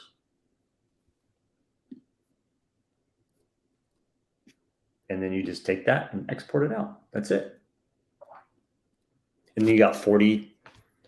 That's Keisha's 2 days worth of work right there.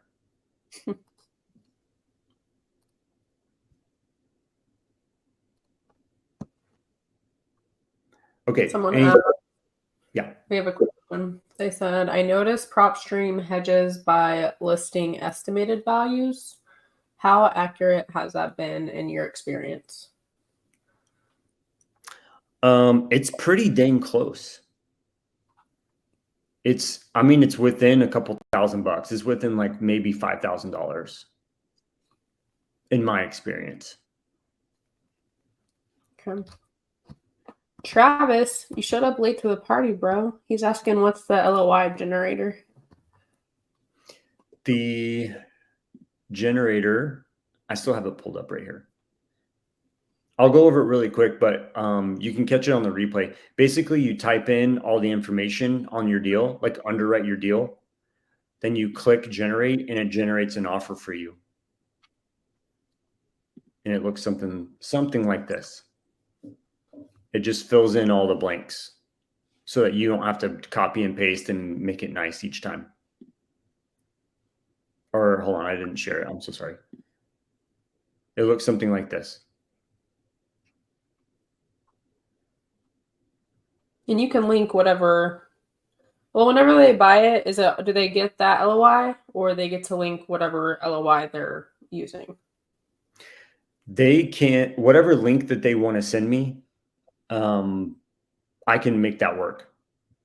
But that's the one that comes with it because it has the fields. What I would suggest is they copy the one I give them, make it pretty, and we'll use that one. Okay.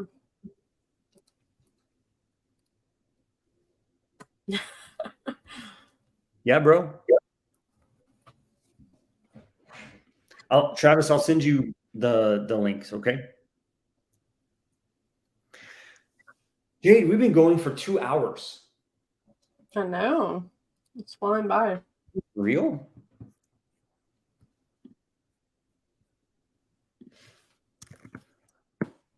Okay, what was our last thing we wanted to talk about? So that's how you pull it. That's how you're going to talk to agents. You're going to send deals to Jade. Let's see. Yeah, I think we need to talk about, I get a lot of questions about, okay, I find this lead, I submit it. What's the process from there? What can they expect from there? So you make a call, you get an agent you're going to send an offer to, you go to the link. I'll put it in the chat again. You go to the link, submit all the information to it. Once it's submitted, we will underwrite it, generate an LOI like Myron just showed on the screen. We'll send it and CC you on the email. From there, typically I like the caller to, sometimes they do, sometimes they don't, but I like, since you've already built rapport with the agent and created that relationship, I like whenever the caller calls the agent afterwards, hey, we sent the LOI, did you get it? Have you presented it yet? And then from there, try to set up an appointment where we can both talk to the agent and go through the offer in detail and answer any questions that comes up. So that's the typical flow of events. You make the call, you submit it, we send out the LOI, we then talk to the agent together and try to get it closed.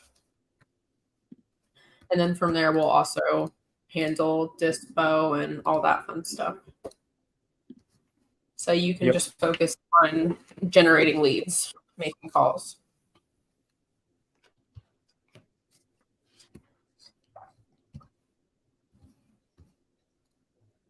Does anyone have any questions about that? Was that pretty straightforward?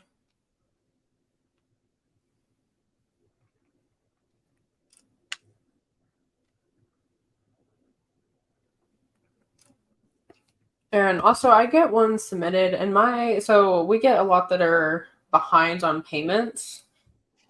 I think with those, it's really important to get the mortgage statement because they're behind in arrears, so it's going to look different. Our numbers are going to be way off from what is on PropStream or Batch Leads. So if you need help getting those mortgage statements, I'd be happy to get on the phone and get those.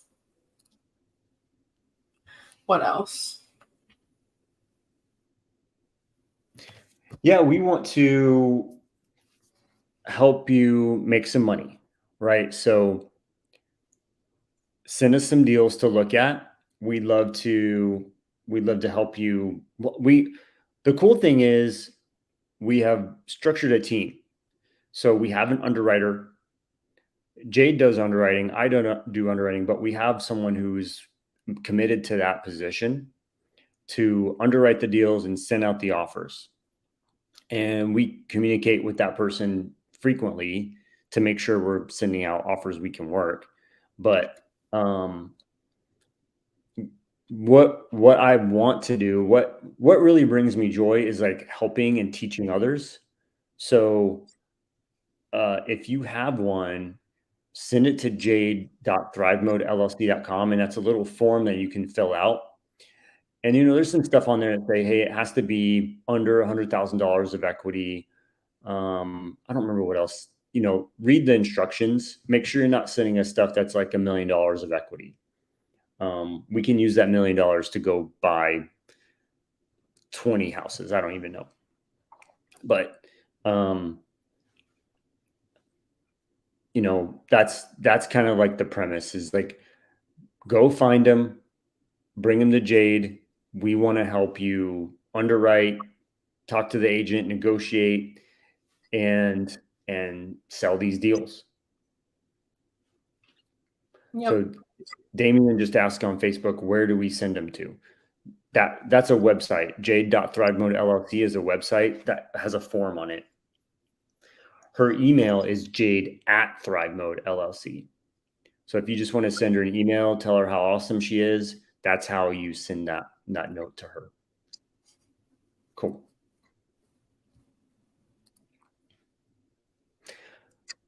Okay.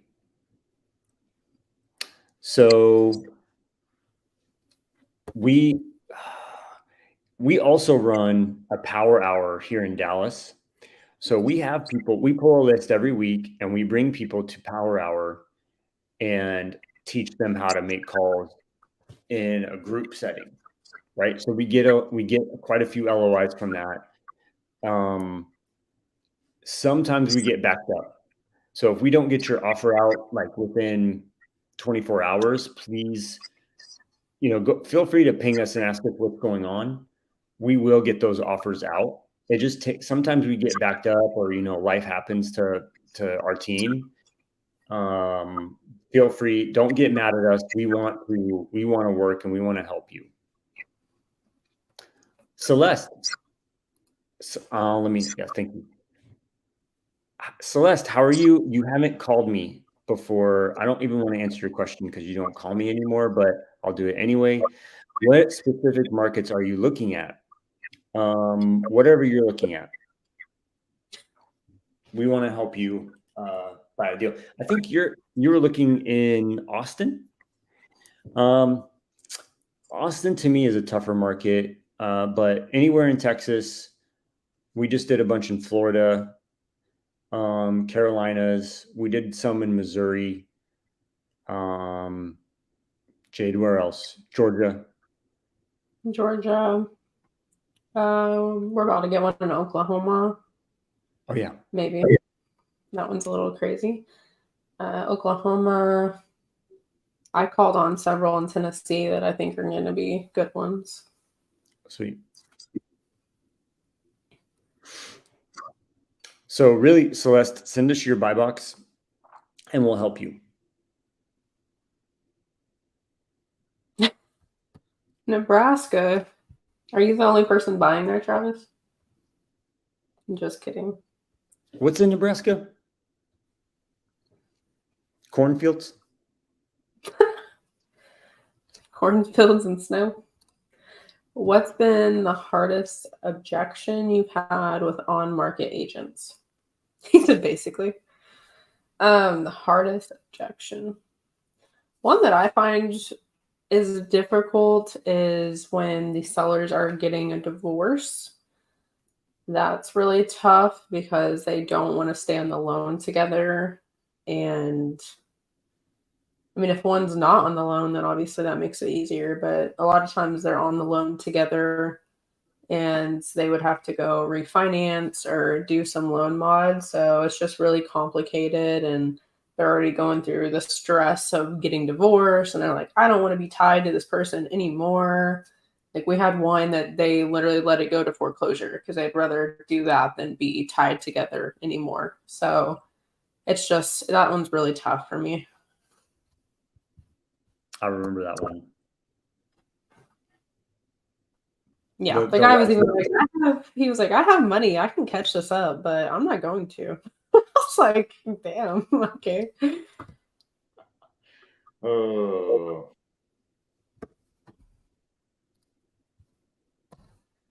Austin, she's been working on a duplex that started doing midterm rental. Needed to figure out the exit strategy and the workings on it so I can buy using Creative.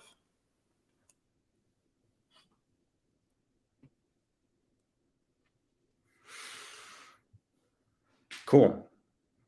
They have duplexes in Austin? Dang. What is that? 97,000 I requests. What does that mean? don't know. Oh, requests for midterm rentals. Oh, okay. All right, Travis. Okay, Travis. I know. He's been questioned about it before. He's like, I have this copy and pasted. That's funny. That's cool. I think that's what I want to do next. I want to buy seller finance or subject to and do midterm rentals. That's what I want to do. Is the one y'all have right now doing pretty well? Yeah, our third tenant got in there. Thank you for all your help, by the way. Yeah. Third tenant got in there. We're cash flowing. This is the first month we're going to be cash flowing positive on it. I think it's going to be $700 a month. Nice. The nice thing was Sonia, our partner, basically furnished it. She just pulled furniture out of her storage units and furnished it. We bought some stuff, right? And then the only expense after that was the door handles. We got the keypad door handles that Alex Penaloza recommended to us. And then our upstairs, the second air conditioner was not working too well. Like the upstairs were super hot. And so we installed those efficiency air conditioners, and now it's doing great. So that was a couple thousand. So it's been a couple thousand, to get it up and running. But now it's up and running. That should come back pretty quick. So what's the turnover on those? The turnover, our first two tenants are year leases. Is that what you mean? Yeah. Our third tenant is going to be there for either 3 or 4 months. So right now, basically the cool thing is you can go on there and say, hey, Furnish Finder or even Airbnb, you can say this unit will be available at X time, right? So you can go ahead and line up people. Yeah. Okay. And since we have the air conditioners up and running, I think we're going to up our rents to $1,500 a room or $1,600 a room. And I was talking to one of my buddies here in Dallas. I think he has 5 or 6 midterm rentals now, all in Dallas. And what he focuses on is finding the tenants, which makes the most sense, right? I'm just going to focus on finding the tenants. So he talks to insurance companies. He goes on LinkedIn, talks to business owners, Reddit. He goes on Reddit and goes onto like just forums. You know how like electrician forums on Reddit or whatever. Yeah. So go on there and talk to software engineers who travel to Dallas. He goes, hey, if you ever need a place to stay, I have a house for rent. Where are you going to stay? Jade, he's like half lying. He doesn't actually have all these houses for rent. He goes, I will just find them. He goes, I needed one in Irving. So I found somebody who had a midterm rental in Irving. And I just said, hey, I'll rent it out at $2,000 a month. And they went ahead and did it. And he went over to them and he rented it to them for $3,800 a month. Damn. So it's like arbitrage, basically. Yeah. Rental for almost like $1,800. I'm like, dude, wow. You didn't have to set it up. You didn't have to furnish it. You didn't have to go get the dang silverware and put soap in a basket and all that crap. You just found the tenant or found that person. I'm like, dude, that's like the dopest thing. That's what I want to do. Yeah, that's pretty cool. The cool thing about Abilene, where Celeste is asking where that is at, it's in Abilene, is there's a hospital like right there, right? There's a hospital right around the corner from our house, and that makes it a little bit easier to get tenants. So things like that. You want to look around schools. If there's like a little college campus around, like a little community college, go ahead and look around there. Bases, Army bases, just any like hospitals are the best one to me. I use this website. I'm gonna give you all this website. Hold on a second. Hospitals.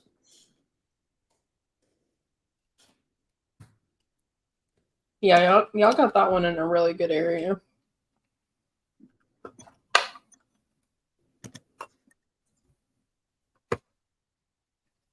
Hospitals in each state. I've been using this website what you do is click on find the nearest hospital to me. It has some ads on it. The website itself has ads on it. I'm sorry, they're not my ads, but when you click on there, you can just copy and paste an address into this website and it will tell you the nearest major hospitals.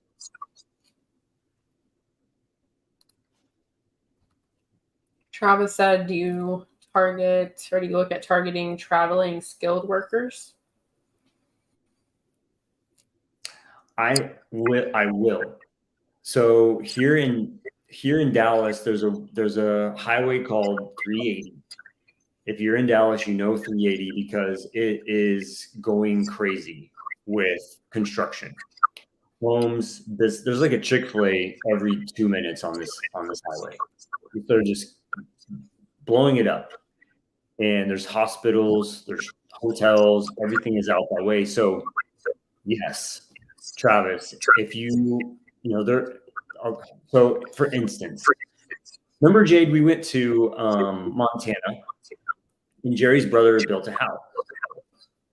And where did he get in Montana? He built the house. Where did those people come from that built the house? Arizona. So they had to stay hotel or whatever to build the house out there. Yeah. And so that's kind of the same thing is sometimes those workers don't live there. They have to stay in a hotel. They want to stay next to the construction site.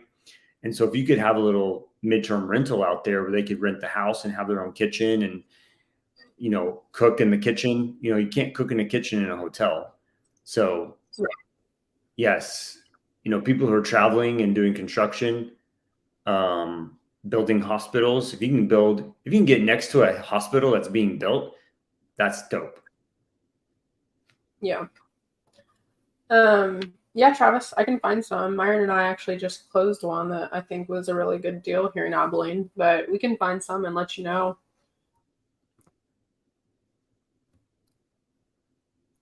Shannon, have you locked up any multifamily with step 2? We had a lead on one in Tennessee that I don't remember the terms on this. I think it's been a year ago. But she actually recommended to us that we just take over the payments.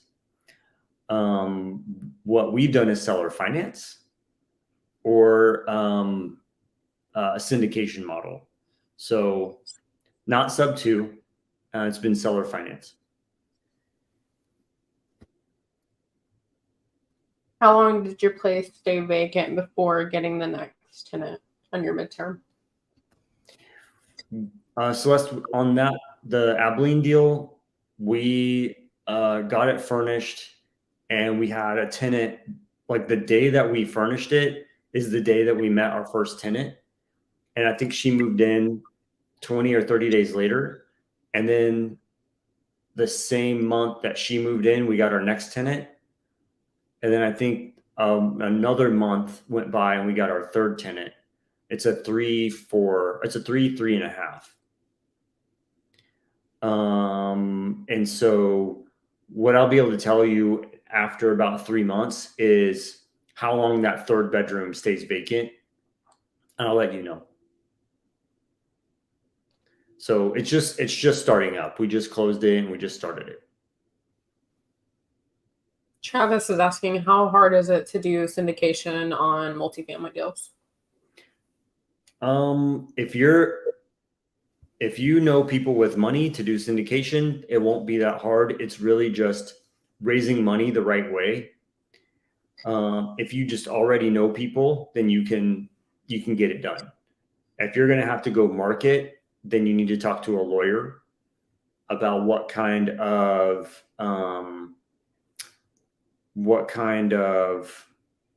syndication. I'm trying to think of how to say my words, but what kind of syndication that you want to do, whether you can do it with your buddies or you have to go market it. But we have a great lawyer his name is Nick. I think his name is Nick the Lawyer on Instagram, but he helped us structure the syndication in Arizona. Let me look up Nick the Lawyer. Yeah, NIC the Lawyer on Instagram. Yeah, 506B and 506C. Yeah. 506B is your buddies, like your friends, and 506C are like your marketing to accredited investors.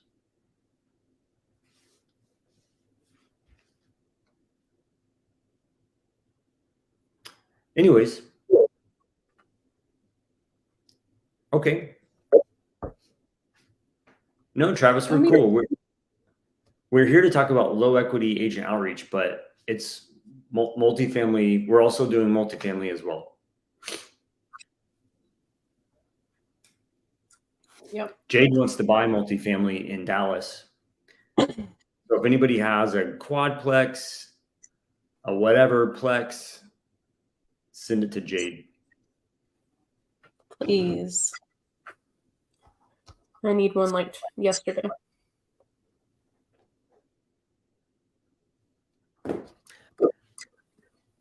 Okay. How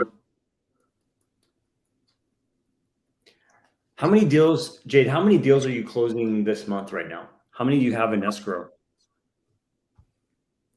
For September, let's see. 1, 2, I think. Wait, is Burleson closing this month? I can't remember. Let me see. I don't remember.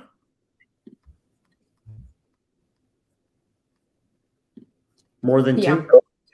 Yeah. 1, 2, 3, maybe 4 if Clean makes it.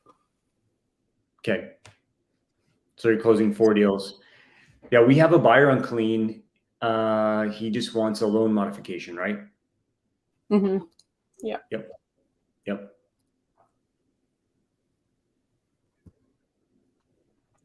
Open to rehab. For me Um, personally, or is he asking for me or just like in general? I think she's in Austin. Oh, got it, got it. Are we open to rehab on a fourplex? I don't know. Is it seller finance? Probably. If it's just a cash deal, I don't know.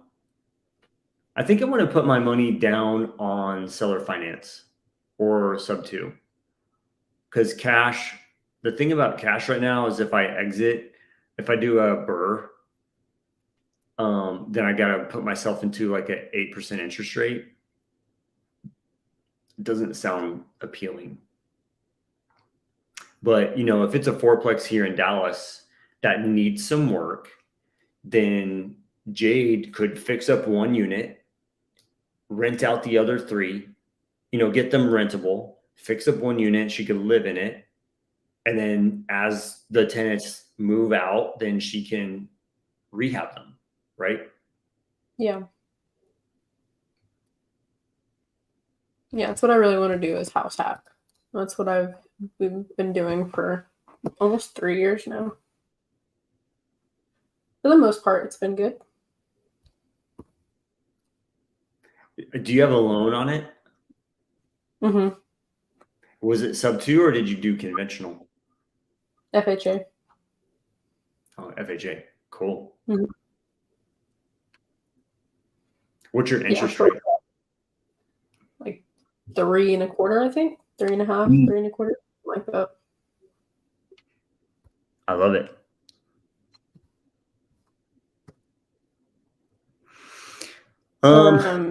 Okay, we got 45. Do you think it'd be helpful if you? I'm trying to think how to do this without.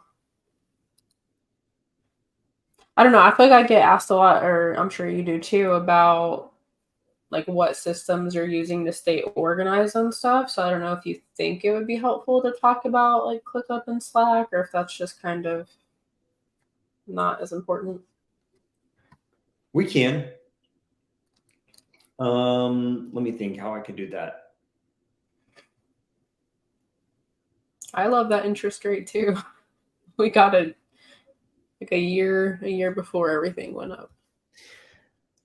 If I show ClickUp, what I'm thinking through that real quick is like basically we use ClickUp for forms to like if you're going to send Jade a deal, and yeah. If you're gonna send Jade a deal, it's a form that goes to ClickUp. It basically organizes the leads for her. And if I were to show that, it would show all the deals that she's working. Yeah. What I could show is the ones we have in escrow. Yeah. But I mean, I think it would be helpful. I just feel like people wonder that, like, what systems do you use to stay organized, and what do you use for this? Yeah. What I just started doing, and I hate myself that it took this long, is Slack. Because I was using Trello to start, and just getting the leads pushed along the little Trello, and now we're working whatever 12 deals at once, and I'm like, I don't really know what's going on with all these things, and where's the mortgage statement for this one? And Slack, I basically put everything into a different channel. I'm like, okay, I'll put Jade into her deals, I'll put our TC into all the deals, Carolyn, my wife, into all the deals. And now let's say, okay, Jade, I need the HOA restrictions. She can literally go get them and then put them into Slack. And my problem is my email, I don't even know how many emails I have unread. Probably as bad as yours, you know what I mean? Like 3,000 unread messages in my work email. And that's partly due to just like not making time to get that to zero, but just like so much activity, you know what I mean? And so what I recently did is put everything into Slack. And when the people on our team get a deal, they use Google Sheets. So Google Sheets is basically how we're communicating between offers or between leads and making offers. And then let's say Alex was on the call earlier, or the live earlier. He has REI Reply running outreach. He'll get a lead and then put it into a Google Sheet for Jade to make a call, right? And so Jade will make that call, and it's in her sheet, an LOI tracker that tracks all of her LOIs. And she'll be able to just go through all the LOIs and do follow-ups. What I think would be cool, I want to set this up to like get these blank, just like make copies and make blank templates. I don't know if that would help anybody. I'm fine to give that stuff away. It's not like we, made something crazy. But it's basically like the date, the address, the offer, who's on it, who's the JV partner, the agent information, and the notes. So like keeping organized is paramount, right? So getting better organization. That's why I want a marketing person to help us with Dispo.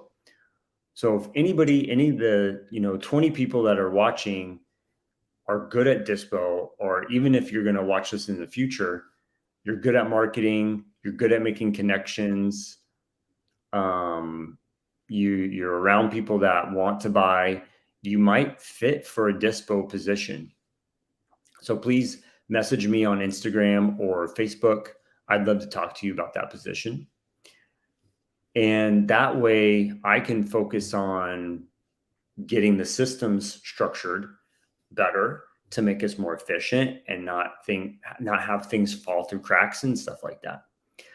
So, so we use ClickUp, we use REI Reply, we use Slack, and we use Google Sheets to form this, whatever this is, this mashup. Yeah. Yep. Yeah, I think I need to start figuring out how to use. I downloaded that boomerang thing for emails and I haven't messed with it yet. But I need to mess with that, and then the mail meteor thing I think will be game changer for follow-up, because I'm like, dude, last month just on like my side we sent out 160 LOIs. So following up on that, and then July and June and May, and then continuing on, it ends up being so much that I think you're going to get behind at some point. Yep. Yeah, the next thing I wanted to let's do another live about systems. I just didn't have my stuff together, but we should do another live and show people Mail Meteor, because that thing can do follow-ups for you. And you don't have to have some big system, some big REI Reply, go high level. You don't even have to have Podio to do this stuff. You can work out of Google Sheets, right? So, we should do a little Mail Meteor and systems live. Let's do it next month. September, October. No, never mind. Let's do it. Let's do it in like 2 weeks. I think I can get everything ready next week, and then do it in the week of the 18th. We can do a systems. Are you available the 18th week? Yeah. What? Nobody's talking. I know. Guys, what are you doing, 22 people? He does not care about systems. That's fine. We don't have to do it. What would benefit you all if we did another live in 2 weeks? What would you want it to be?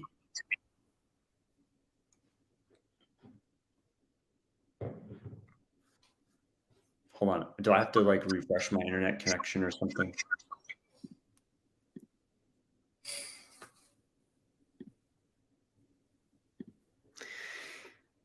Well, whatever. They don't get to tell us what we do. We do what we do. So yeah, we should do we should do a systems live and help people, and then just give it away. Like, hey, if you want the systems that we use, this is exactly what we do. Here's the Google sheet. Just make a copy of it. I don't care. Like, just help them do more deals. Just you have to send Jade a sub 2 in Dallas that she buys. Ronald, what do you need help with? And also welcome to sub 2. But tell us what you need help with. We want to help you.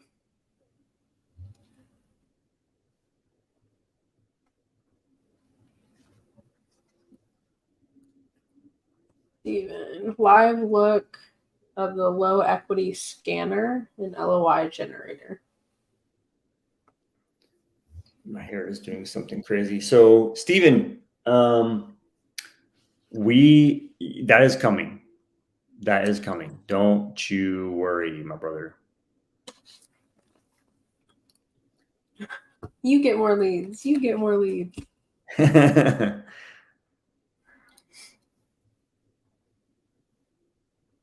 We didn't earlier. No, we just did the LOI generator, but that's coming out.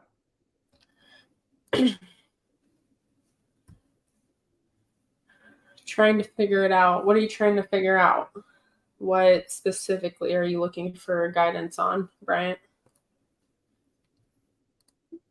Ronald, did you miss our like 20 minutes ago? Myron just showed everybody how to find deals on PropStream. You can go back and this will stay up on our YouTube, so you can always go back and rewatch. Yeah.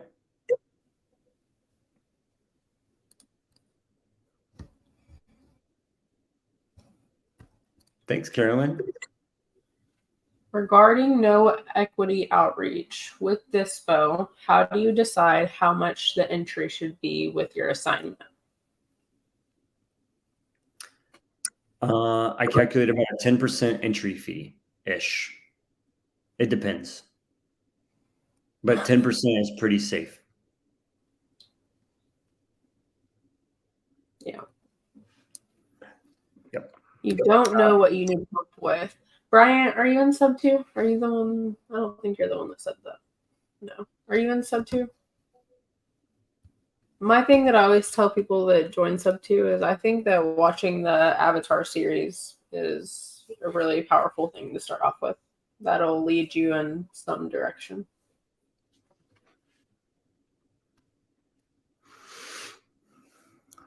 It'd be cool.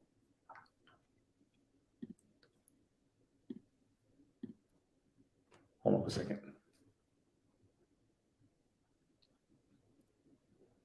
What about deal breakdowns y'all close on?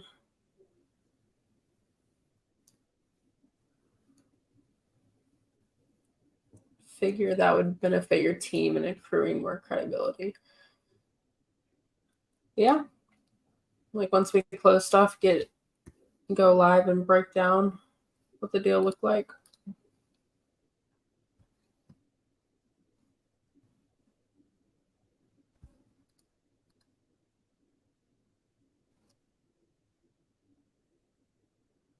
Yeah, Bryant, let us know if you need any help with leads.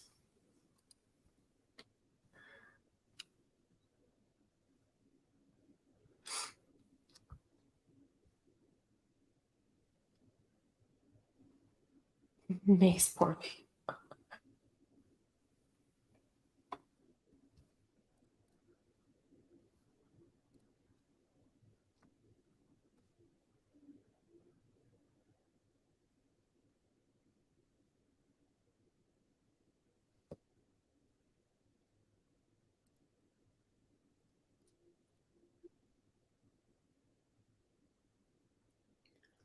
How do you guys structure JVs with people bringing you leads? Hey, Bryant, send me a message on Facebook. Travis, great question. Jade, do you want me to answer it? Yeah. Okay, cool. So how do you structure your JVs? This is how it works. And when you go to Jade's form, it explains this. And I think you have to click a button that says, I agree. So Travis, if you find a lead and Jade is going to overcome the objections, she's going to talk to the agent, get it signed and all that stuff, that's going to be a 10% JV agreement to you. If you're going to bring us something different than just a lead that Jade has to close, talk to us. We can structure it differently. Okay. But if it's just something that you found and you need an LOI, that's going to be a 10% JV partnership with you. Yep. How soon do deals get worked on when they are submitted? Saying like for LOIs, or I mean, I would say within 48 hours is the goal. Yeah, sometimes stuff takes a little longer, and we're sorry. I don't want it to take longer than 2 days to send an LOI. It should be, if not that same day, it should be the next day. Sometimes stuff happens and just it doesn't get done right away. And that's, I was kind of saying that earlier, is if that happens, feel free to message me or Jade or whatever and say, hey, I'm just following up. What's going on? Mm-hmm. And we love to work with you and do our best.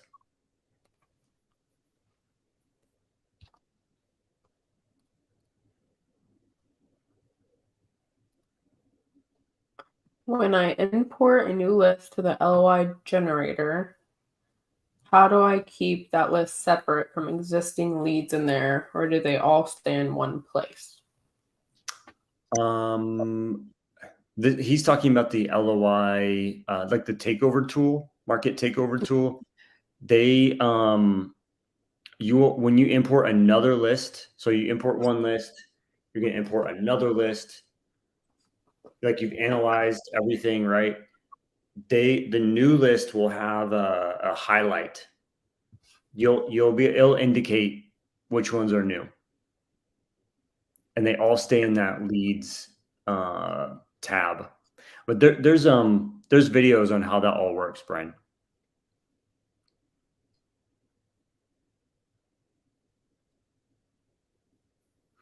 I thought it'd be cool, Brian. I was gonna try to bring you up on the Zoom or the live. Sorry, I was gonna try to bring you up on the Bryant. Sorry, Bryant.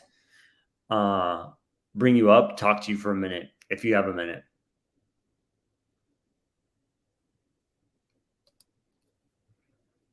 Do you encourage talking to the agent first or LOI first? I encourage talking to the agent first. I think that it's really important to build a rapport and build the trust before you're just sending an LOI. Because they're like, I've never talked to you. Most of them think it's spam. I've had agents straight up be like, oh, I thought this was spam. I just deleted it. So I think if you need to call them, get information, tell them what your offer looks like, let them know you'll be sending it today or tomorrow. And so they're expecting it. They know who you are now. They know what you're about. And hopefully you've built some trust and rapport there.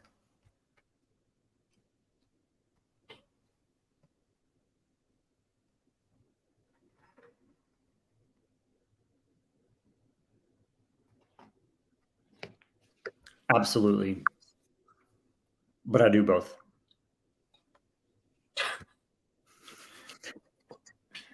I mean, with cash, I think it's a little different than creative.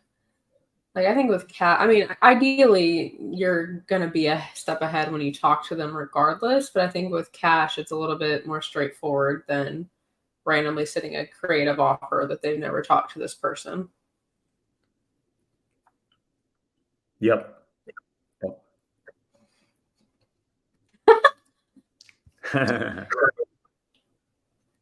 Yeah, basically.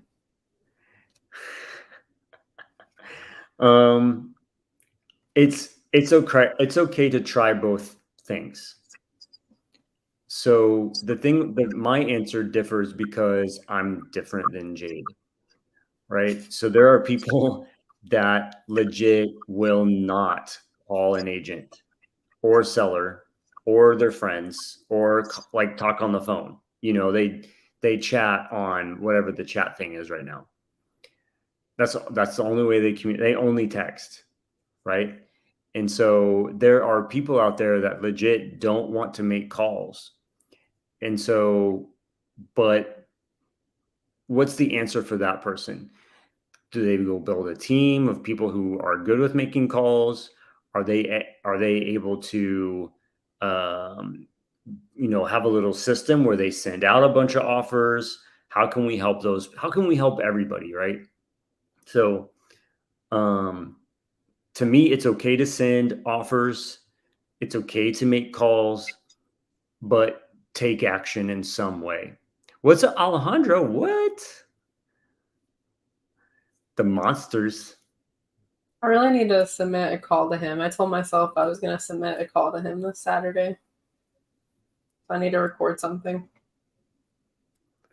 Shoot, I don't know Alejandro's. Alejandro, what's your YouTube? If y'all aren't following Alejandro on YouTube, you should. Not clicking off our YouTube, but Alejandro, post your handle. Yes, it's okay to get rich too. Rich, it's okay to make money, and the way to make money is sending offers. And it's happened to us. I say this all the time because I see it all the time. It's like every 20 to 30 offers, we're getting a contract. Now, sometimes it goes further out and sometimes it's less, but the more agents that you talk to, the more offers that you send, you are going to get contracts. So if you like get stuck on one deal that's lakeside and you really want this one deal and you get stuck on it for it, you get stuck on it for a year, and you don't even make an offer on it, you're not going to get any deals. Yeah. So last month we sent out, on my side, we sent out 158 offers. Okay. We got 1, 2, 3, 4, 5 signed. That's 31. That's to every 31 LOIs, you got a contract. Oh, no. We got 6 signed because we just got Burleson signed. 26.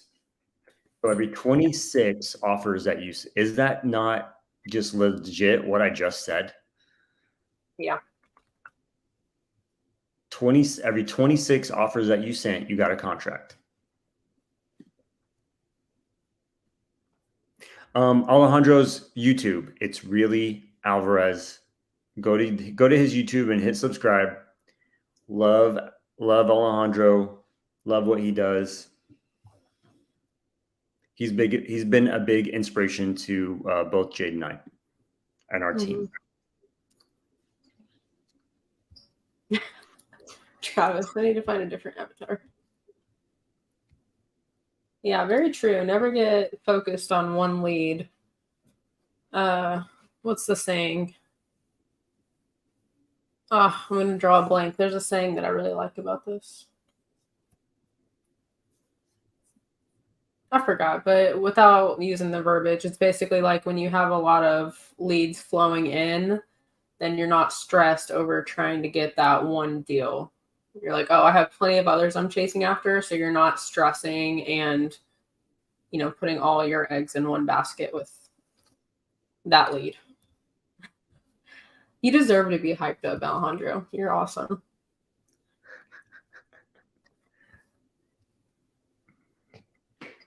Yeah.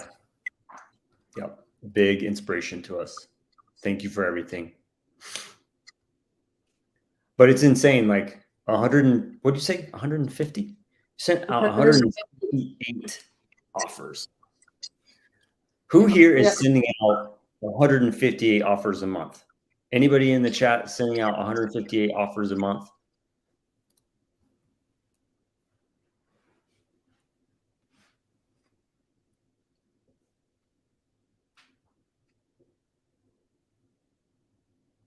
I think it's also a good reminder that like all of those, like I just added the sixth one, we're a week into the month and we just got that contract from last month, right? So like leads come from not just the ones you're sending out this month, but if you keep following up, you're going to get leads from the previous months.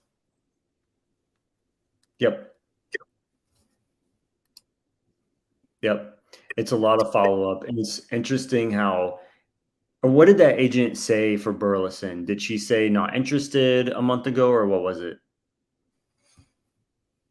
No, honestly, Burleson was not too difficult. We sent out that offer on August 30th and got the contract signed September 6th. So it took like a week of chatting. Yeah, that was not a difficult one. They're behind on payments, so he really needed to make a decision quickly. Yeah. But like the one that we're closing tomorrow in DeSoto, I think we talked to that agent for like over a month before we finally got that signed. What was the sticking point? Do you remember? We were negotiating for several weeks back and forth. They were stuck at a number, and I don't think we wanted to go up to that number. So there was a lot of negotiation. And then I think the pain just started adding up because that seller was not living there and they were behind on payments. So I think it's just, getting to them. And sometimes it's just the motivation has to catch up. They might not be motivated the day you send the offer, but a month or two later, they're motivated. Like with our 0 down deal. I've told a story on Instagram, but it took 2 months to get that. We made the offer, said, hey, we can't give you guys any money, basically. And they got another sub-2 offer that was giving the seller money. They took that. A month later, I'm like, hey, how's that going? First, he was like, oh, it's going good. A week later, he texts me, hey, they backed out. She needs to close ASAP. Can you guys do this? Yep, we'll do it for $0. Okay, cool. She doesn't care. Let's close it. So it just takes time and motivation to add up sometimes. That Denison deal, what did they want? How much money did they want? Do you remember? I don't remember. Like they were stuck on a sort of, because we end up giving them $5,000. I want to say they were stuck at like 10, 8 or 10, something like that. Got it. Something I learned from Alejandro was don't go up by thousands, go up by hundreds. So if you make an offer at 5,000, well, they really need to be at 7,500. We could probably make that work, but don't just jump to that. Go up like, hey, 5,000. I can go up to 5,500. See if you can just go up by a couple $100 and still get it. Otherwise, you're just giving money away, right? I'm like, dude, yes, love it. You're still giving a little bit, but not everything. Yeah, that's good. And also remember that you can negotiate the agent's commission too. So like we had the one in Burleson, actually, the seller is stuck at this number and like will not budge. You can tell the agent's even a little annoyed that he won't budge on his number. She's like, you know what? I'll come down on my commission. Like can we just get this done? What would you guesstimate for calls per day you make? Most of my calls are follow-up calls. I don't know. I honestly don't keep track of how many calls I make at all. I don't know if that's something I should keep track of, but I'm personally not making like lead generation calls except for when I do it live, but most of my calls are just calling on LOIs all day. I don't know. Maybe I should track that. We probably will. We'll get there. When you get creative deals under contract, is there a period when you can back out if you can't find a buyer or go back and renegotiate? Yes, you will put a In Texas, it's called an option period or inspection period in your contract. And that'll give you the ability to back out for any reason. You didn't like that the door handle was blue, and you can back out. But if you miss that period, then you're going to end up losing your earnest money. Or if you don't have that period at all.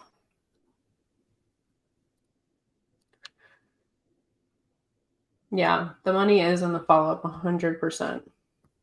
You can't send an offer and they say no, and then you don't talk to that agent ever again.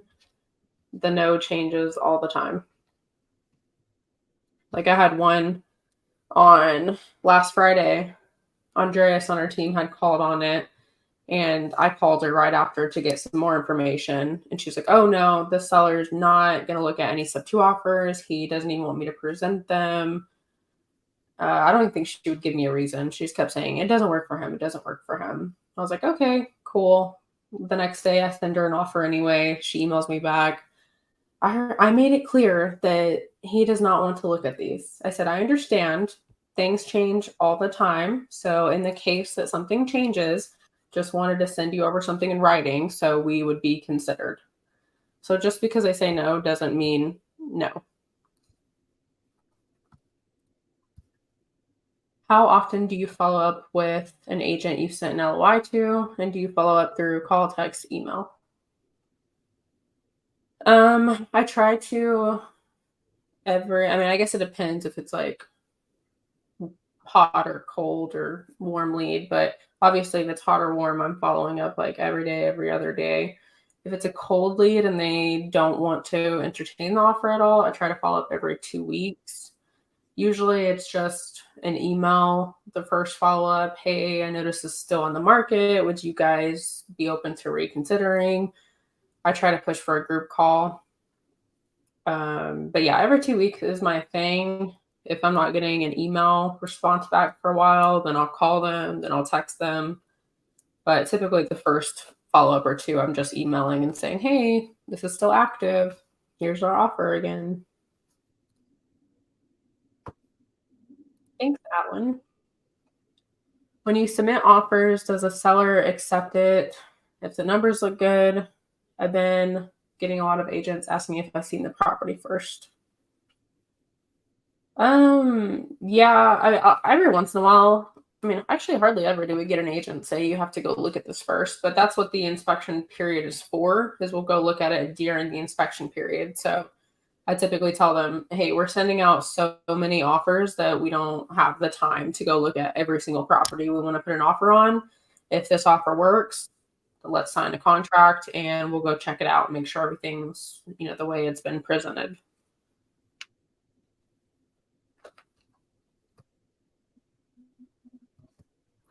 Why would an agent want me to go see the property first before I make an offer? I think a lot of times they've probably been burned in the past where either for one, they just get like wholesalers that put in offers and then come back and renegotiate like 60 grand off. And they're like, we could have just figured this out in the first place and you wasted my time, right? They think you're wasting their time. Just go see it up front. If you don't like it, we don't have to waste all this time negotiating. So I think it's just that they just feel like you might not be as serious, or you might just completely change the offer and they want to save their time and the sellers. Yep. Yeah, exactly. I make too many offers to walk every property I'm interested in.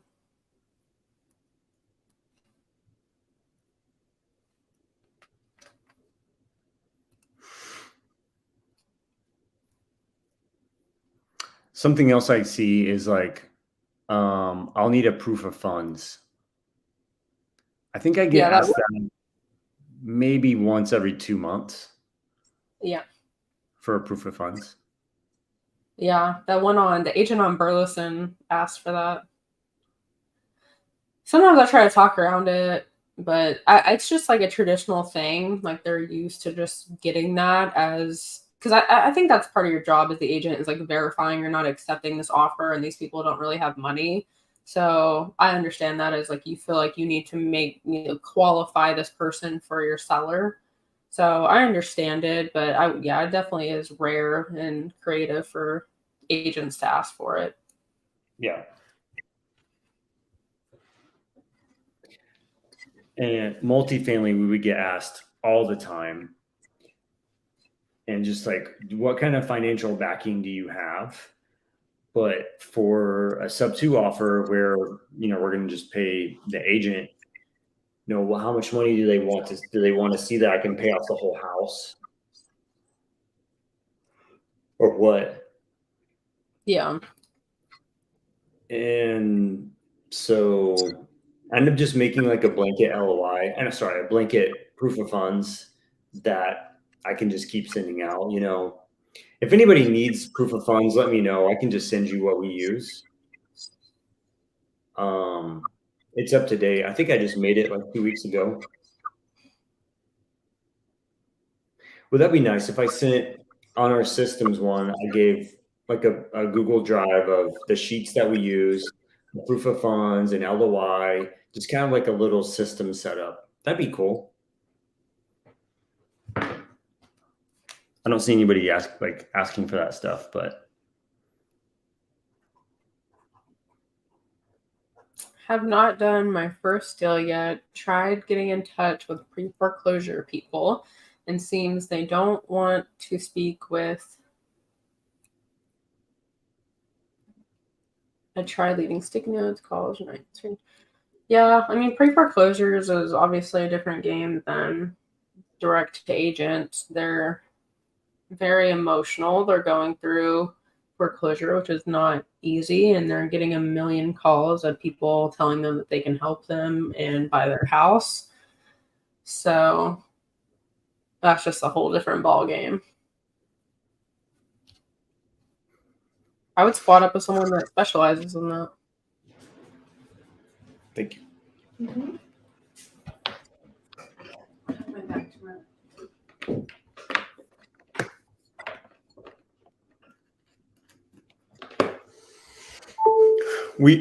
Did you used to work foreclosures, Jade?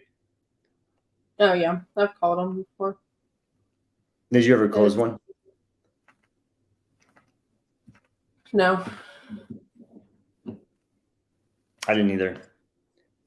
We go door knock and leave sticky notes and all the things.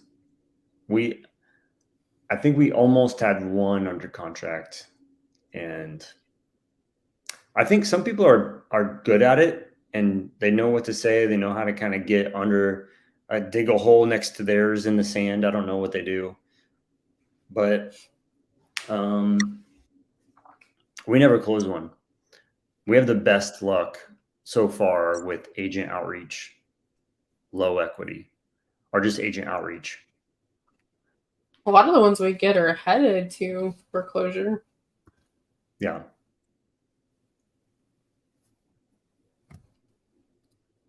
Oh yeah. Junior had sent me a lead, and unfortunately, it probably went under contract today, but the agent, I think what happened was they are building another house and they're already working with a mortgage lender on that. And it sounded like they had another sub 2 contract previously. And I guess they brought that to the lender, and the lender basically killed the deal by telling the sellers, oh, this is way too risky. You shouldn't do this, and just scared them. So anyway, she said they were expecting a full price traditional offer today anyways. But I was like, dang. That sucks. Where was it? Where is it? Winter Haven, Florida. Oh yeah. Yeah.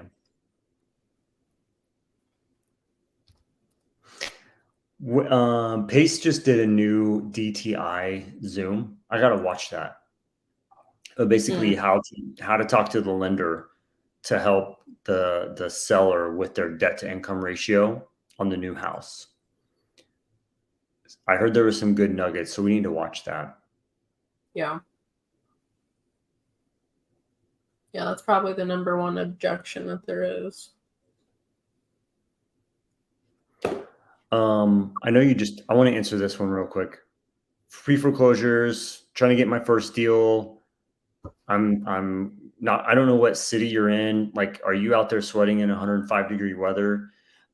You could. I did a breakdown at the very beginning of this whole thing where I went on Zillow and go like anything that was built in the last 2 years. You could call on those instead of door knocking. You can call these agents for low equity. So pre-foreclosure, to me, I see deals done left and right on pre-foreclosure. Don't get me wrong. Like there's a lot of pain. They're getting ready to lose their house and ruin their credit and all that stuff. But there are people literally not with their head in the sand. They have it listed with an agent. They need to sell, figure out the motivation, figure out what's going on, and talk to them about how whatever Jade said how to make the call earlier in the live. So just watch how we pull the list on Zillow and how Jade would start that conversation. Look at Ronald's question. Yeah. Yes. Yeah. I mean, are you laughing about the Abilene deal? Yes. Yes. Yeah. I personally have not had any issues getting renters. Any rentals I have, I manage on my own, but Myron was laughing because we have a deal right now that is under property management, and that property manager is just like giving us and the seller hell about just everything, and it's really annoying, but we're finally getting into the property today. So I want to break it down real quick. So it does not cash flow right now with a renter in it and property manager. The property manager is taking $100 a month to manage it. Is that right, Jade? Yeah. Yeah, they're taking $100 a month. And so I think what I remember saying is get rid of the property manager and then we'll buy it. And it took him 2 months. We had a contract sitting like out for signature for 2 months before he was able to have that conversation with the property manager. And I think just now they're out of the picture. Is that right? On the 12th. On the 12th. Okay, so we have a few more days till next Tuesday. So next Tuesday, that will finally be out of the picture, and it will be easier for us to do all the things that we need to do. So we're not able to get access. We weren't able to get access until today. We've had to delay closing, delay inspection. They were basically not allowing us to see inside the property. So, yes. On the other note is I have a 40-unit complex in Knoxville that we're having problems with property management, having some issues with renters, residents. It's a lower income area. So, and our property manager was not actually showing the units. They were giving the lockbox code to these tenants, to our potential tenants, to go view the unit themselves. And so our occupancy started going down, and now we're having to bring it back up. So, but we can, if you want to talk more about that, Ronald, if you have some units that you need help with getting renters, just send me a message. I'll see what I can do to help you out.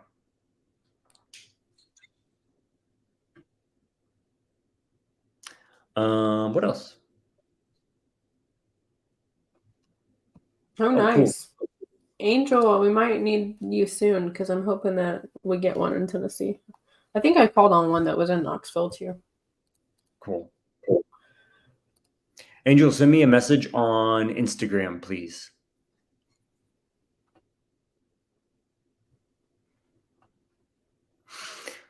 Okay, Jade, what else? I think that's all we have for today. Unless anyone has any more questions. I'm going to market this one thing. Hold on a second. Let me see if this works. Hold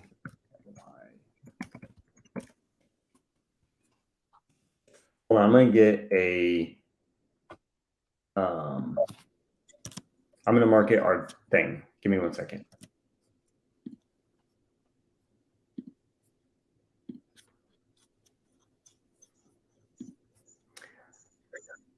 Free agent outreach LOI. Go to freeloi.takeoveryourmarkets.com.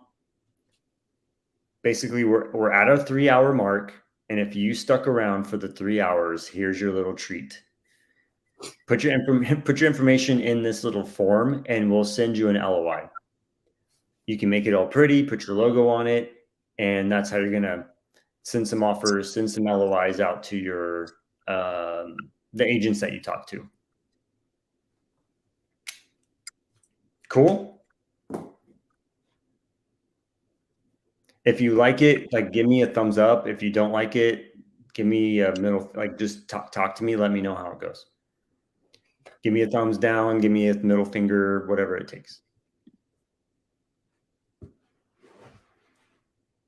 If you got value today, let us know. Talk to us. We got 25, 30 people watching. If you liked it, Robin, what's going on? If you liked it, let us know. That helps us out. Give us some feedback. Send Jade some deals. Ask us questions. How can we help you? Okay.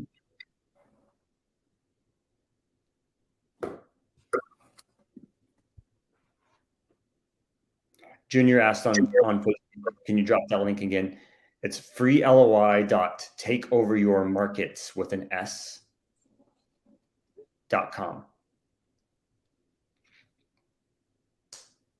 It's different. It's a little bit upgraded from the one I showed earlier. So check that one out.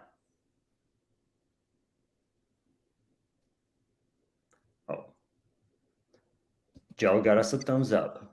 Thank you. All right, Jade. Jade, you are awesome. Thank you so much for everything you do. Jade, how long have you been working with us? Has it been 6 months? Mm-hmm. Yeah, since like February, March, something like that. Oh, what the heck? Carolyn started FaceTiming me. Jade has been working with us for 6 months. She started with us when we were doing basically 1 deal a month, I think. And now we're doing several deals a month with each other. And it's been amazing. Jade, are we going to do the seller finance deal wrap thing or what? Yes. Let me follow up on that right now. Love it. We're buying that whole city. I love it. Let's do it. Why not? We need to buy more stuff. Cool. Yeah. Thank you so much. Let me get your link out there one more time. Jade.thrivemodeLLC.com. That's a form. You're going to send your leads to Jade. You're going to go to PropStream. Here's the homework. Go get PropStream or Zillow. Just look on Zillow or get PropStream. Call some agents, get some leads, send them to Jade. Jade.thrivemodeLLC. Go ahead and like open up this website and put a bookmark and just have it up at all times. Just leave it up on your computer. And at the top of that page is a 12-hour live where we did basically this whole thing just extended. We did a bunch of calls. Jade made calls. She helped coach people to make calls. Go watch that thing. What? Yay. That's Let's go, cool. John. Great job, bro. That is amazing. What? It took 3 hours to send an LOI and get a contract. That's good stuff right there. Thank you for saying that, dude. That is amazing. That is amazing. What city is it in? Is it in Texas? Is it in Dallas? Is it for me? Is it Jade's next deal? That's amazing. Cool. All right, Jade. Thank you so much.